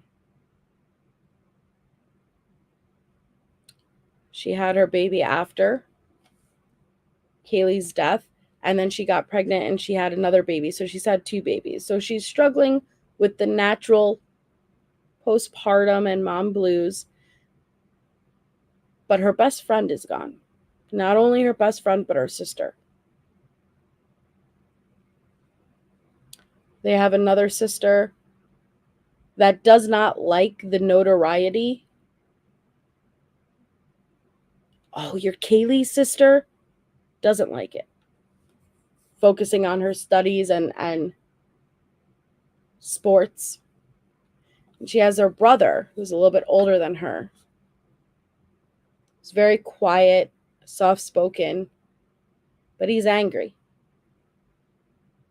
And he's mad. Do you guys realize how big social media is? They can't avoid all of this. It's everywhere. So that's why I get so mad when you're pushing narratives that are horrific. Horrific.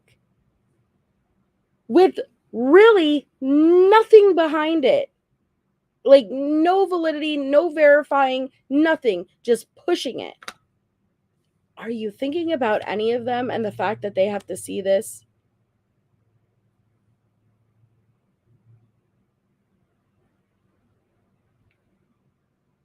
What about all of the people everybody accused? As the entire world was accusing Jack of having involvement, he was literally helping the Gonsalveses identify who was who, what was what, where did people go, where were people that night. Just because we haven't heard from them, does all that just go away? Oh, well, no, it didn't damage them. Fuck yeah, it did. A lot of them are under a gag order. Number one, we're not going to hear from them. But that's what is such a shame, and people don't see the actual impact it's having. Jack stayed at the Gonsalveses for days. He was there that same very night. We all heard the emotional moment where Steve and Kristie explained that they had to look Jack up and down his body, take off his clothes, not because they wanted to, but their daughter was just killed. He is the ex. I know you loved her, but show me your body. Show me. And they took photos and they explained that they were all hysterical. Imagine that in your mind.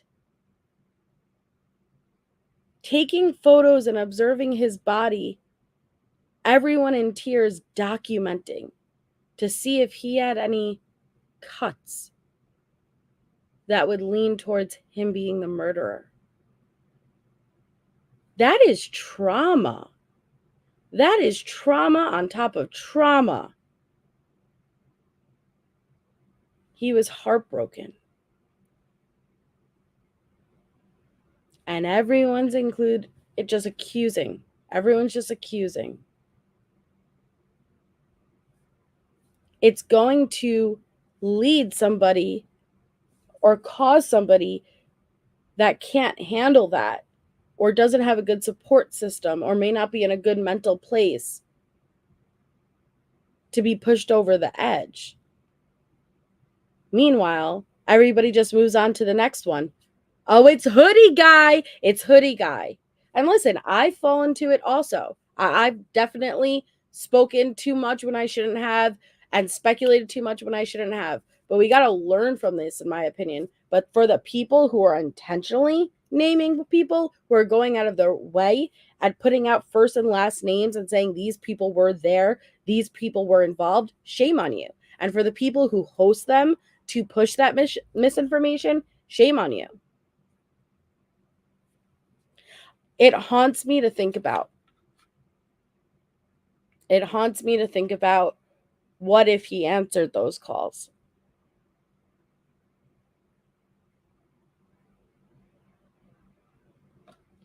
Well, and we talk about that too, Norma, because I do very in-depth Letitia Stout coverage, and something we talk about too is the family, even if he is guilty, the impact that has on the family members, right? And that's not given enough attention, because I can't imagine what it must be like for them, because they don't, unless they knew, they're not involved, right? They had no, it's not on them. I can't imagine what it's like to go through that. Hey, Shay. Hey, What's cooking? Good looking? Nothing. I just finished my work and I figured I'd come up and say a little something. Well, go for it. Say a little something, because I said my somethings. So I know that you've been respectful in talking about Kim's family and stuff like that. Mm-hmm. But I have a message to Kim. How would you feel, Kim, if the things you've said and allegations you've made about other people, other people's children, even the victims themselves, if that was about your family or impacted your family in some way? You probably wouldn't like it very much. Cut your shit. Quit your lies. It's disgusting. That's all. Thanks, Shy. Sorry, Well, just yeah. mixing man. And I No, did it without screaming. you know, and to be accused of trying to dox her children. Listen, I haven't doxed a person in my life. But to say I'm threatening you, I'm attempting to dox your children. What? Show me one place. Like, I would think that you have it documented. If I say something happened, trust I have receipts to back it up. Where? I've actually encouraged you not to share so much information about your kids because the internet's crazy, right? And people are going to reach out. People are going to want to try to verify your story. So it's a shame. It's a damn shame. But you know, again, I'm not trying to. It just showed me even more.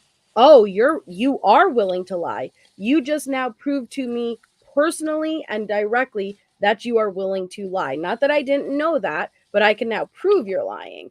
So that tells me about everything else coming out of your mouth. Oh, for sure.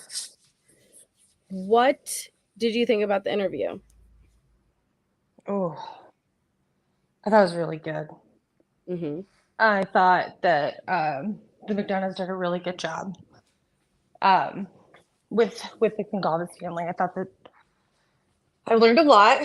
I too, like you and Jules, I've been binging a lot of the following the money stuff. So I hope maybe we can get into that on another live. Hell yeah. But I found it to be really endearing, and I guess I felt like there was just there's just like this like heartbreak that I think you feel from Kristie so much. Yeah. And I know all the parents are feeling that, and they are a little bit more, I mean, obviously they're more in the public than most, but that's okay. That's fine to me. But after listening to that interview, I went back and I listened to the King Road's Killing podcast, and they were sharing some stuff on there as well that kind of coincided with what they were talking about on the interview room. And one of the things, like, do you remember how whenever we were, and I think they said this too on the 48 hours, remember the applesauce packet that was left in the trash? Mm-hmm. I guess I somehow missed this and I didn't know it, but on the King Road Killing podcast, they explained that all of the victims' belongings were moved to like some kind of like manufactured kind of area for them to pick up, like a little, I don't know how to explain it, what it's called. But I mean, obviously stuff was moved out of the house. They went there to go pick it up. And when they did, they said that they walked in and like things were just in bags. They said legitimately the dirty dishes that we saw on the crime scene day 1 through day however many that it was there, was that stuff that was dirty dishes was in bags, molded. Oh my God. And that they would receive stuff back like that. And I don't know if that's the case in others. I've never heard other victims speak about it, so I don't want to act like it's an anomaly. But it was just, I don't know, I was kind of shook by it, you know what I mean? Yeah. Well, just shocked. They touched upon that, not that specifically, but like their frustration with not being able to have belongings of their daughter, and explaining how these things belong with us, you know, they belong here, and they understand things are needed for evidence. They understand that. But the fact that this is just taking so long and getting pushed out, and they don't even have a trial date set, it's you could tell it's taking a severe impact on them. But when Chrissy said everything's was a blur, you know, like the days are morphing in to weeks, to months, to and it just really hit me because again, you know, like I feel like a lot of us can relate as a mom. So when like she said that, I don't know, like it just really hit my heart because I that's how I could imagine it being. Like you're just kind of coasting. You're on autopilot. Everything is just there. You can't distinguish a day between the other because everything is just a blur. And she was in shock for so long, and it didn't even register that there's a killer out there. She knew her daughter was dead. She knew she was killed, but that shock lasted so long that her brain didn't even comprehend, oh man, there's a killer on the loose. And that's when it shifted. You know, it's such a extraordinary thing the way your brain works and you know, handles itself in a situation like this, and it does certain things to protect you also. But it was very intriguing and very heartbreaking to hear just as a mom, kind of like, what was it like, you know? And she's literally, I need to take it one day, like just get through today. I can't even focus on tomorrow. I can't focus on an issue. Like the goal is to survive one day. And then tomorrow, the goal is to survive tomorrow. Like you can't take it beyond that one day. And it just really, I don't know, it resonated with me. Thank you so much, my girl Kimmy, for becoming a member. We're happy to have you part of the channel. I don't know. It was very heartbreaking. And thank you, OCD. That's very kind of you. And congratulations to our recipient. Thank you so much. Was there any part specifically, Shay, that stood out to you?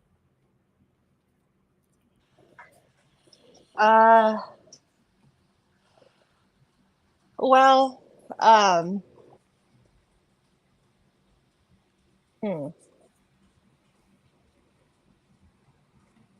I guess, I mean, sorry, That's fine. I'm kind of blurring a lot of things because I've been binging again. You know how I get. So I can't, so I don't want to like say something came from there when I have gone and like tried to listen to other things that were around that time or correlated with what they've talked about. But I think probably one of the things that I've even learned from the interview room alone, just say that we watched that one episode or podcast, whatever they call their shows, but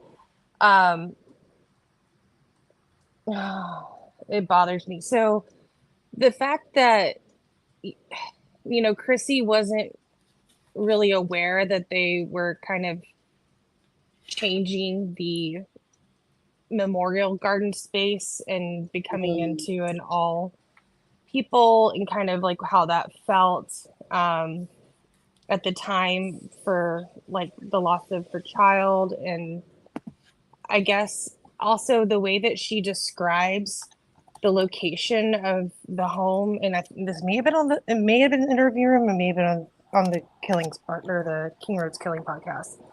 But it made me feel like she's never been there. Like, you know how, I guess, I mean, maybe she hasn't. I don't know.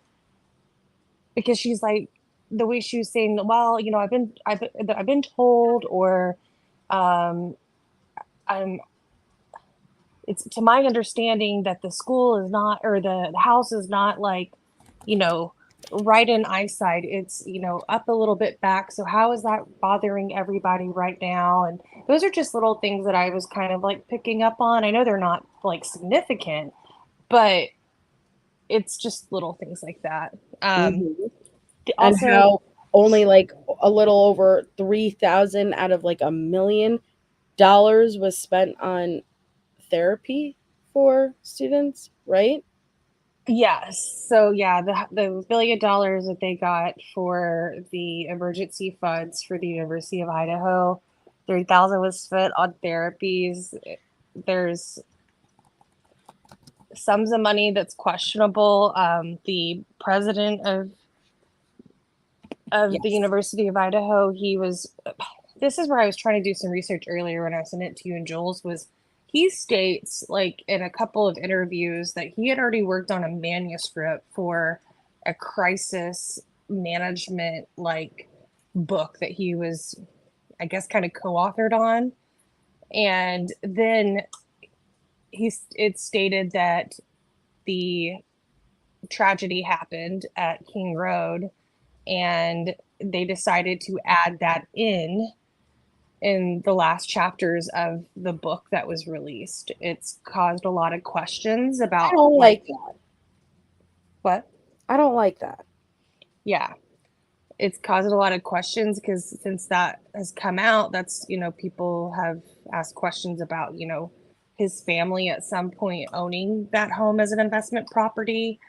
I think there was the way that it was stated on the interview room and a few like their last three shows that they've done on Idaho. It was the Gongalves interview, and then the two prior are the ones that they're digging into the money. Chris's wife was an investigative journalist, and I think she's done a great job and just trying to understand where the money goes.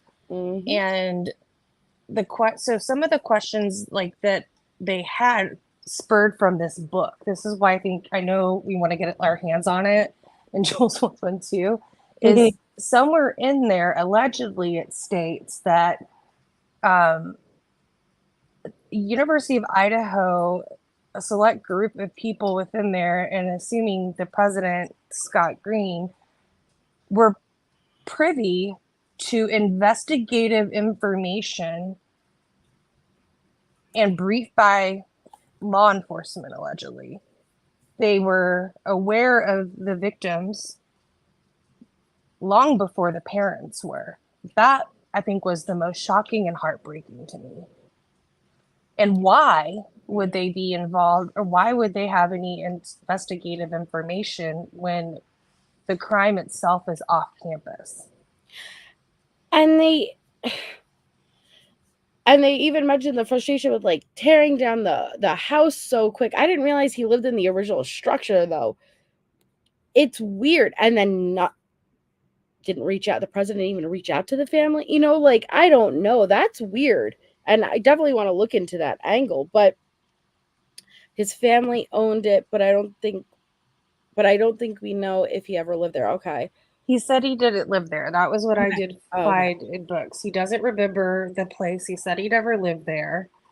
This is just according to some of the interviews, like with some of the local Idaho media publications I was reading, that he also states that okay, in part of this crisis management situation, allegedly he compares the metrics of spring enrollment being up as a success with how they managed the massacre close to campus. And that bothered me. Like that really, really bothered me. I'm like, that doesn't even compute to me. And again, the book is on crisis management alone. And I could appreciate somebody trying to give advice on something, but this just feels very icky, along with the $1 million. Only, 3,000 was spent on counseling services. So they had like a $1 million budget, and only 3,000 was used towards therapy. Yet you're in such a and I think Kristie and Steve really kind of like worded it very impactfully, because they're like, with certain things in this case, like it seems very, very rushed, very, very rushed, very, very impulsive. Like right now, decisions that shouldn't be rushed, and then other things that are taking forever in a year that do not need to take forever in a year. One of them including destroying that house. And it's like, so it's not like you had to pass that house when you first came into the town. It's not like, oh, it's right in your face, this house. Like, you have to actually go to it to get, like, and so what was the rush to take it down? Right.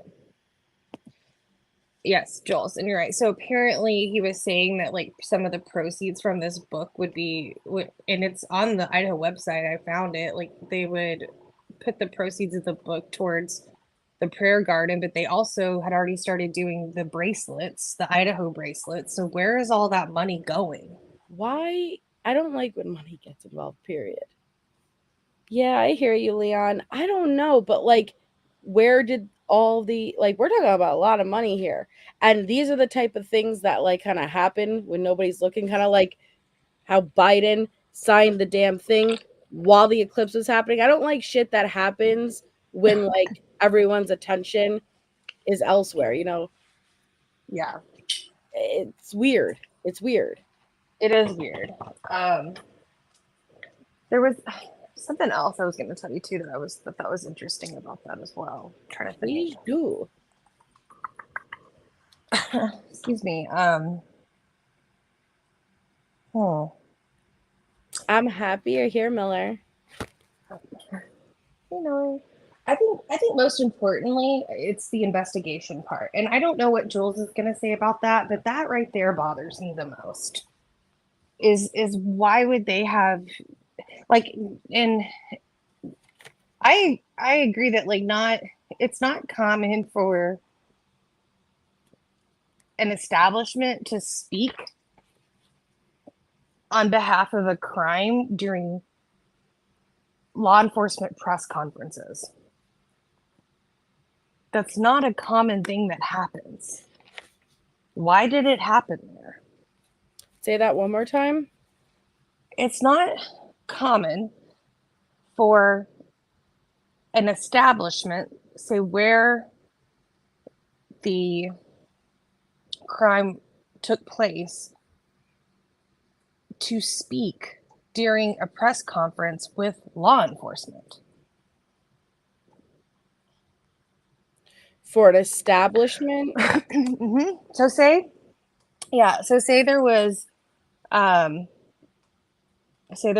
killing at a Burger King, okay? Mm-hmm.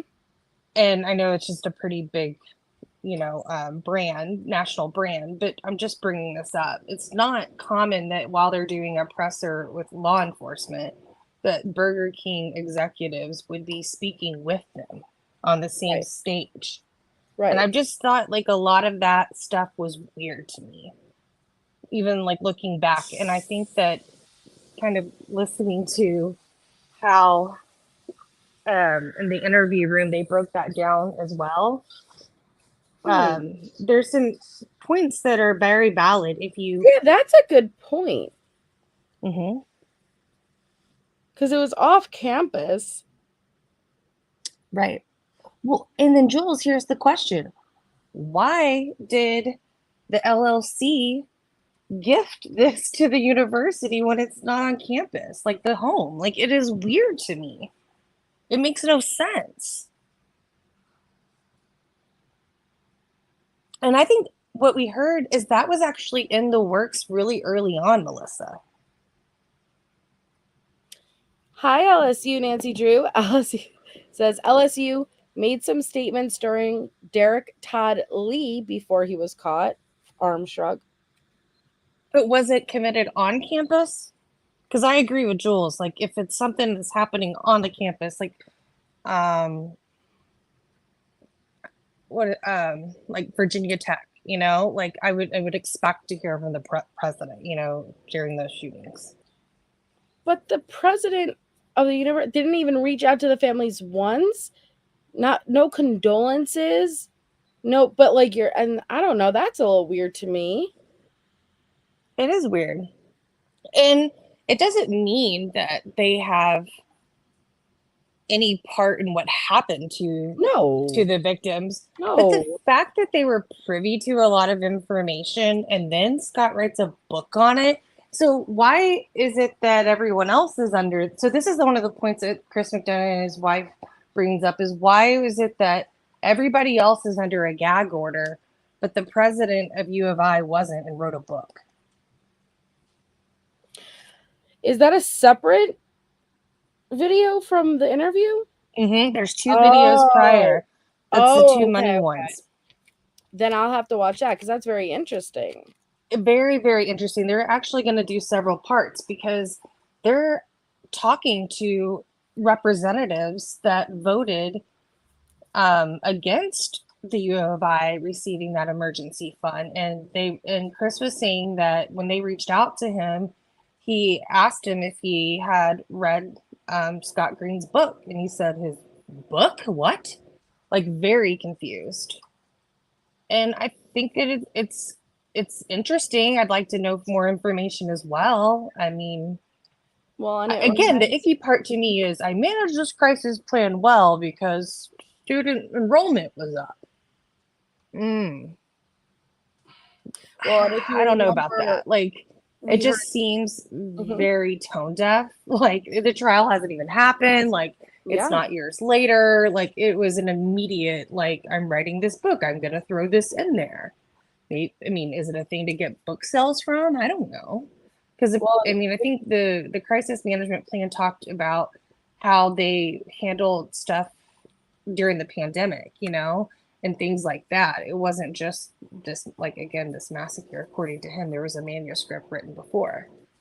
And if you remember, Steve earlier on was saying how they were basically discouraged from I agree. Flyers and all of that around, you know, because it detoured from students coming and wanting to go there. But like, it's odd to me. Yeah, well, that never sat right with me. I understand that you gotta save your image, but at the end of the day, where's your priorities? Because the killer was still on the loose.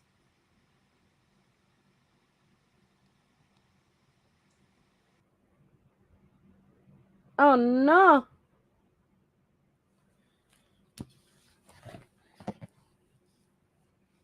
And technically the university is part of the investigation because they talked at the press conference. They should be held to the gag order. I do like the point that you guys are making, that what makes them okay, bye. I don't know what happened to her. I did not eat her, I promise. What would separate them from not being included under that gag order? Welcome back. Hey, sorry, we're back to the times where my headphones don't want to stay connected. Well, that's what I thought, Jules. Because no one would want to read a book on crisis management, but everyone wants to read a book that has something to do with the Idaho murders. Hey, Johnny. I mean, I definitely recommend going to, like, check it out. I mean, they're pulling information that's public and then just doing some research. I'd like to know what comes of it. I don't have those connections to be able to get some of that type of information, but I'm definitely have an open mind to hearing what's founded on it. Yeah, Leon. Yeah, and Micro Kimmy, university is a huge financial source for that community. And like, listen, if it really just comes down to money and greed, that doesn't surprise me, because that's, at the end of the day, it's really what a lot of people's minds go to, sadly. But I think this is too why a lot of people have had some issues with the amount of, like, Idaho alumni that's part of the legal process. And I don't know. I mean, you name it, I'm sure you'll find connections somewhere. And that doesn't mean that we have to spur conspiracies, but it definitely can give you some pause to put in your back pocket and see if anything is needed to come out later with it. I think it comes down to money and greed. Yeah. Well, I'm definitely going to watch the other two. You said there's 2 lives before the one from 2 nights ago? Yeah, I'll send them to you. They're really good. I was unsure if I was going to be, like, I didn't know where it would go, you know, because we have heard some stuff about money movement. And I said, well, it's the interview room. Like, you know, I'm thinking they're going to they're gonna have some documents there, and I'm interested in it, and I'm glad I did. I was fascinated by it, and this is before the Kristie interview, and Kristie and Steve interview that I watched him a couple nights ago. And what happened to the remainder of the money that didn't go towards the therapy? So they have a spreadsheet that they show you that they've been able to track a little bit of it, but whatever she's like, whatever Kristen's wife, I believe her name's Kara, if I'm correct. She's FOIA'd, asking for information, and is partially provided some of it. I think their biggest concern has been money spent on contractors, and they're stating that some of those contractors have to do with crisis management, like in public relations, I believe, and that's kind of what Jules and I were talking about, like how much would that really cost? But my question is more again, like if that money was an emergency to be able to, I guess, respond to their institution as a whole and the students there, the minimal amount of money just spent on the counseling services is alarming to me. And let me look at some of those screenshots I have, because he did that Q&A. And I just dropped the link for the interview room. So all of the videos, like the interview with Steve and Kristie and the 2 prior videos Shay's referring to, it's all on the interview room channel. So in like one of the articles I found on spokesman.com, it says the aftermath of the murders was discussed in the chapter with, quote, "When evil visits your campus." Kenyon, which I believe was the co-author, said it was a tough decision to address the murders in the book, but they felt it was important because this kind of crisis is becoming more common on school campuses. According to UI, proceeds from the book will go to support the Vandal Healing Garden and Memorial, which is being designed to honor 4 victims. As he worked through these challenges, Green said he was motivated by his history with U of I in Moscow. He grew up there. And then I've had found a little bit more deep of one where he kind of discusses like their strategy with the crisis management around the murders, but it's very concerning to me. Yeah, it's very interesting, and I think it's interesting that that's not something that's really being spoken about, and so I'd like to look more into that. You do not have stupid questions. Riddle me this. It's okay if you do not know all the details regarding a case. That's why you're here. So please don't feel silly for asking any questions. They don't have any other. I think I know. I saw the question. They don't have any other suspect as of now. Aside from Brian Koberger, he is the one who's being charged with these crimes. And as far as we are told, he is the sole suspect. But a lot of people have issues with that because there's a lot of things that are open-ended regarding this case. Things like it was a house that had 6 people in it, 4 which were murdered. There's 2 surviving roommates. There's an 8-hour time gap before 911 was called. Friends were summoned to the home prior to 911 was called. It was, and somebody that they weren't naming that called 911 from one of the surviving roommates' phones. And so there's a lot of unanswered questions. And then it's a very short time span that we're dealing with for a quadruple homicide. And so there's a lot of conspiracies, disinformation, misinformation, and just general questions people have regarding this case. And so people think that more than one is involved. Some people aren't satisfied that Brian, the evidence points to Brian so far, just a lot of things, but it wasn't a silly question. And so like, if I could just like point out a couple of things real quick in here that stood out to me, in this like little Q&A. Sure. Well, so one thing I would think it would go along with the counseling would be security. Okay. So in one of his, in a response to a question, he says, we substantially, this is Scott Green, the president of UI. He says, we substantially increase the security on campus. So my thoughts would be maybe you're hiring more people. Well, his response is, we had the Idaho State Police everywhere. So he's not paying for their salaries out of that 1 million, Yeah. And then he just says we provided an online option for kids, which that's already been available from the pandemic. And then there was a question asked about like how he's taking care of himself, like during these high, like emotional situations. And he says when the Capitol crimes occurred, all that was not lost on me. We did a great job, I think, at the university, but I did a very poor job of managing myself. So during the Capitol crimes, I was very cognizant and thoughtful about getting to bed early, getting up early, and working out. I wasn't going to miss my workouts. And making sure that I had blocks on my calendar, time to actually think through things and call people for advice rather than just reacting, just so that I could make better decisions because the university deserved that. I don't know. I get the question asked. He's answering it, but I'm not going to miss my work. I mean, I don't know. Yeah, I see what you're saying. Just, I don't know.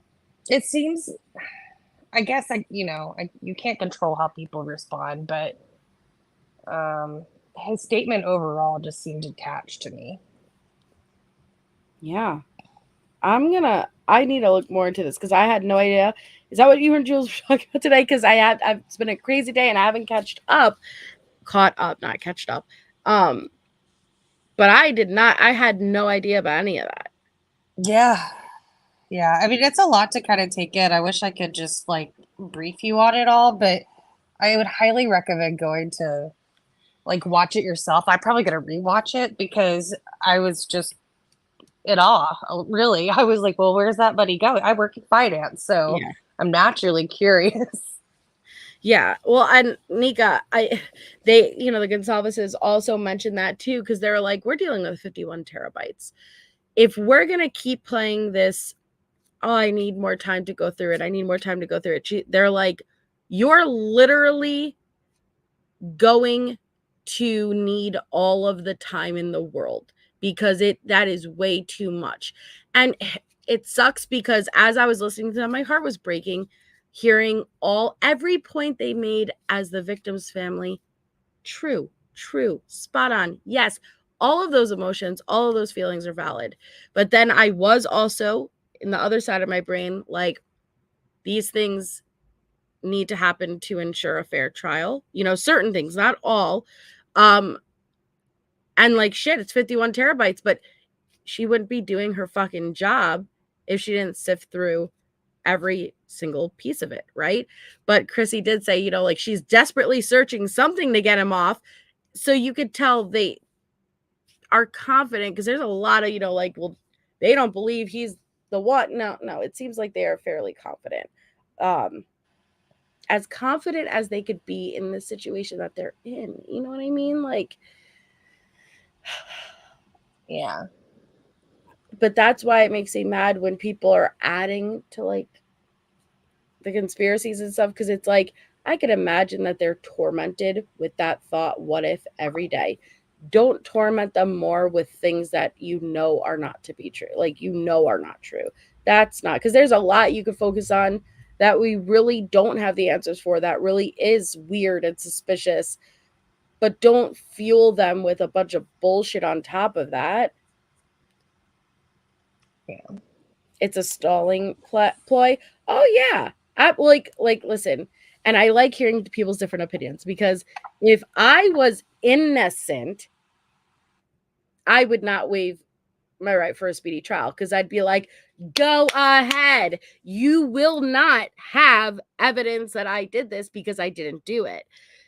But I understand when people are like, well, no, like, it doesn't necessarily mean that he's guilty.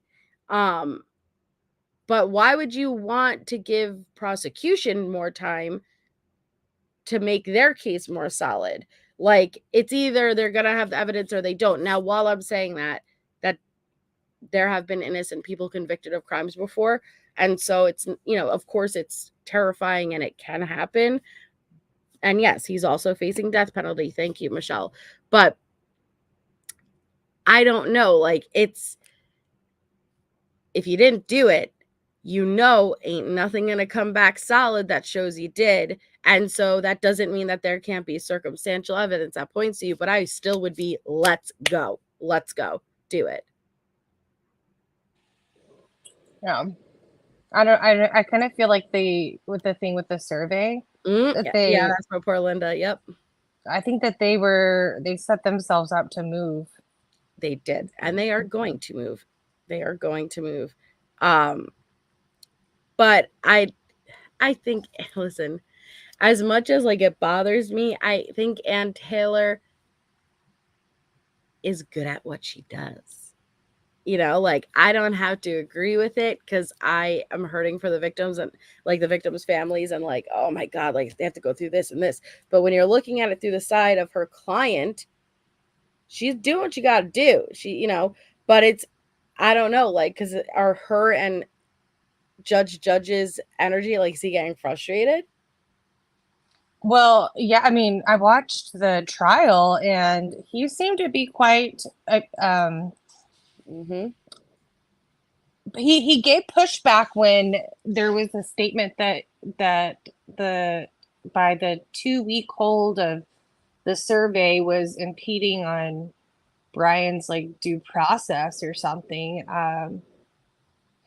I think that he has definitely given both sides granted them both things that they have wanted at times and pushed back, but his goal is to get the trial on track, right?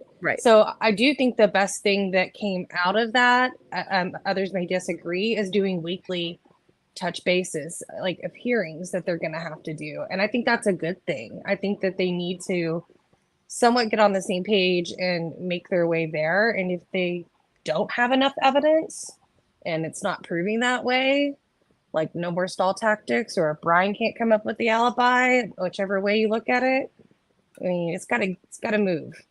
And you're right, Bitch Franklin. It's definitely that, I think, could be a factor too.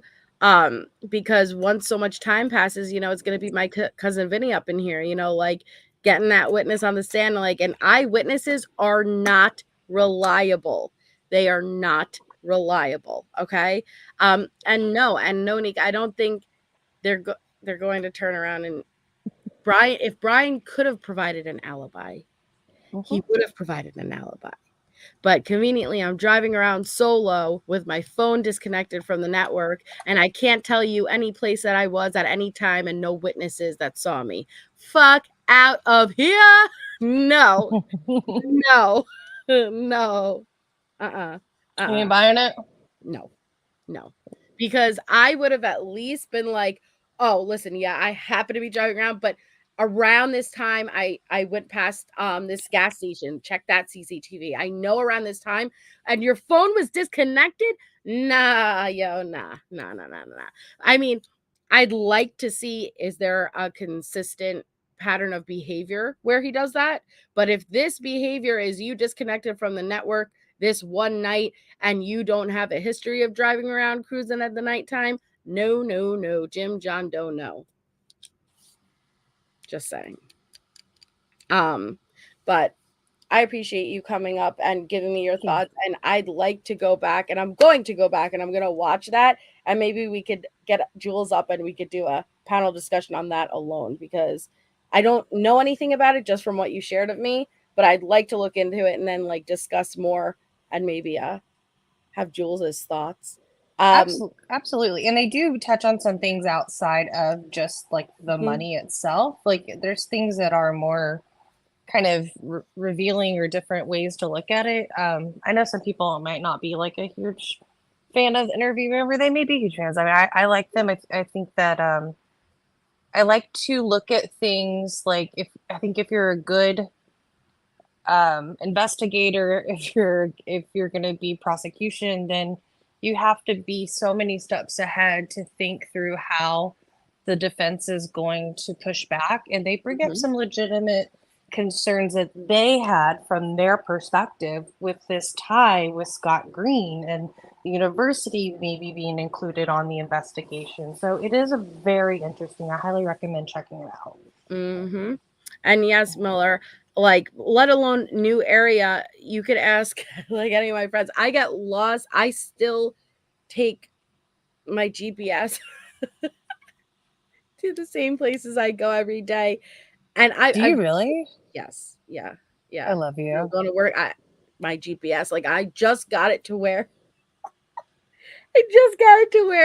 I could do it without it. But if I get my ADHD like kicks in for a second, and do you know how many times where I've thought, oh no, I'm not on the right road, but I am. I just like, I'm like, where am I? Shit. I've lived here my whole life, okay? And I still can't figure out how to get anywhere. So it's not even, oh, he's in a new place. Like I couldn't imagine going anywhere without my GPS, okay? North is whichever way I'm facing. I like, it's just something I severely lack in. I have no sense of direction. Oh my gosh, that's hilarious. It's bad. See, Alice, yeah. Like, well, and you dissociate while driving, you know? So if I dissociate and I don't have that, even if I have the GPS on, I'll still be like, oh shit, what happened? And I don't know. Do you ever do that? And you don't even recognize where you are? Did I pass my turn? What happened? It's bad. Yeah, definitely. I used to like drive like 5 hours out to Midland to visit Michael when he was in the oil field. And there's times where hours have gone by and because like the drive there is one highway and I really had no idea what happened. And I was like having an out of body experience. Because you snap into it and it's like, how was I driving? How was I operating a motor vehicle? I was not in my body. Like, yeah. Terrifying. Yes. No, I think it's so funny. Well, thank you for having me up for a little bit. I just wanted to more so share a little bit. I'm sorry I wasn't as prepared. No, you're fine. I just wanted to hop on and really just give my thoughts about the interview itself. And obviously I would have loved to have you on for the whole thing, but I appreciate you coming up at all. And we'll continue doing our coverage moving forward. But I wanted to do I don't know, I'm gonna either do it tomorrow night or the night after. But to do, what's it called? The Apple River stabbing case. Somebody had emailed me about it, and then I saw Christina Randall popped up on my thing, and I was like, okay, so I want to get into this and I want to discuss it. Have you looked into it? Yeah, I've lots of stuff for Deets. Oh, really? Yesterday. Yeah. Okay, then I'll talk to you about it because I'm catching up on all that tonight, and I heard it's really interesting, so I look forward to that. It is. Okay. All right. Thank you. I'll talk to you soon. Shay. Thank you. Love you too. Bye. Bye. Okay, so I'm gonna hop off, everybody, but thank you so much for being here. We'll continue with the Idaho coverage and then the troll aspect of it. And so thank you to all my mods. You guys are absolutely amazing. Thank you to Shay for coming up. I will be on tomorrow night, so I hope to see you all here. Other than that, I hope you all have an amazing night, and I will talk to you all soon.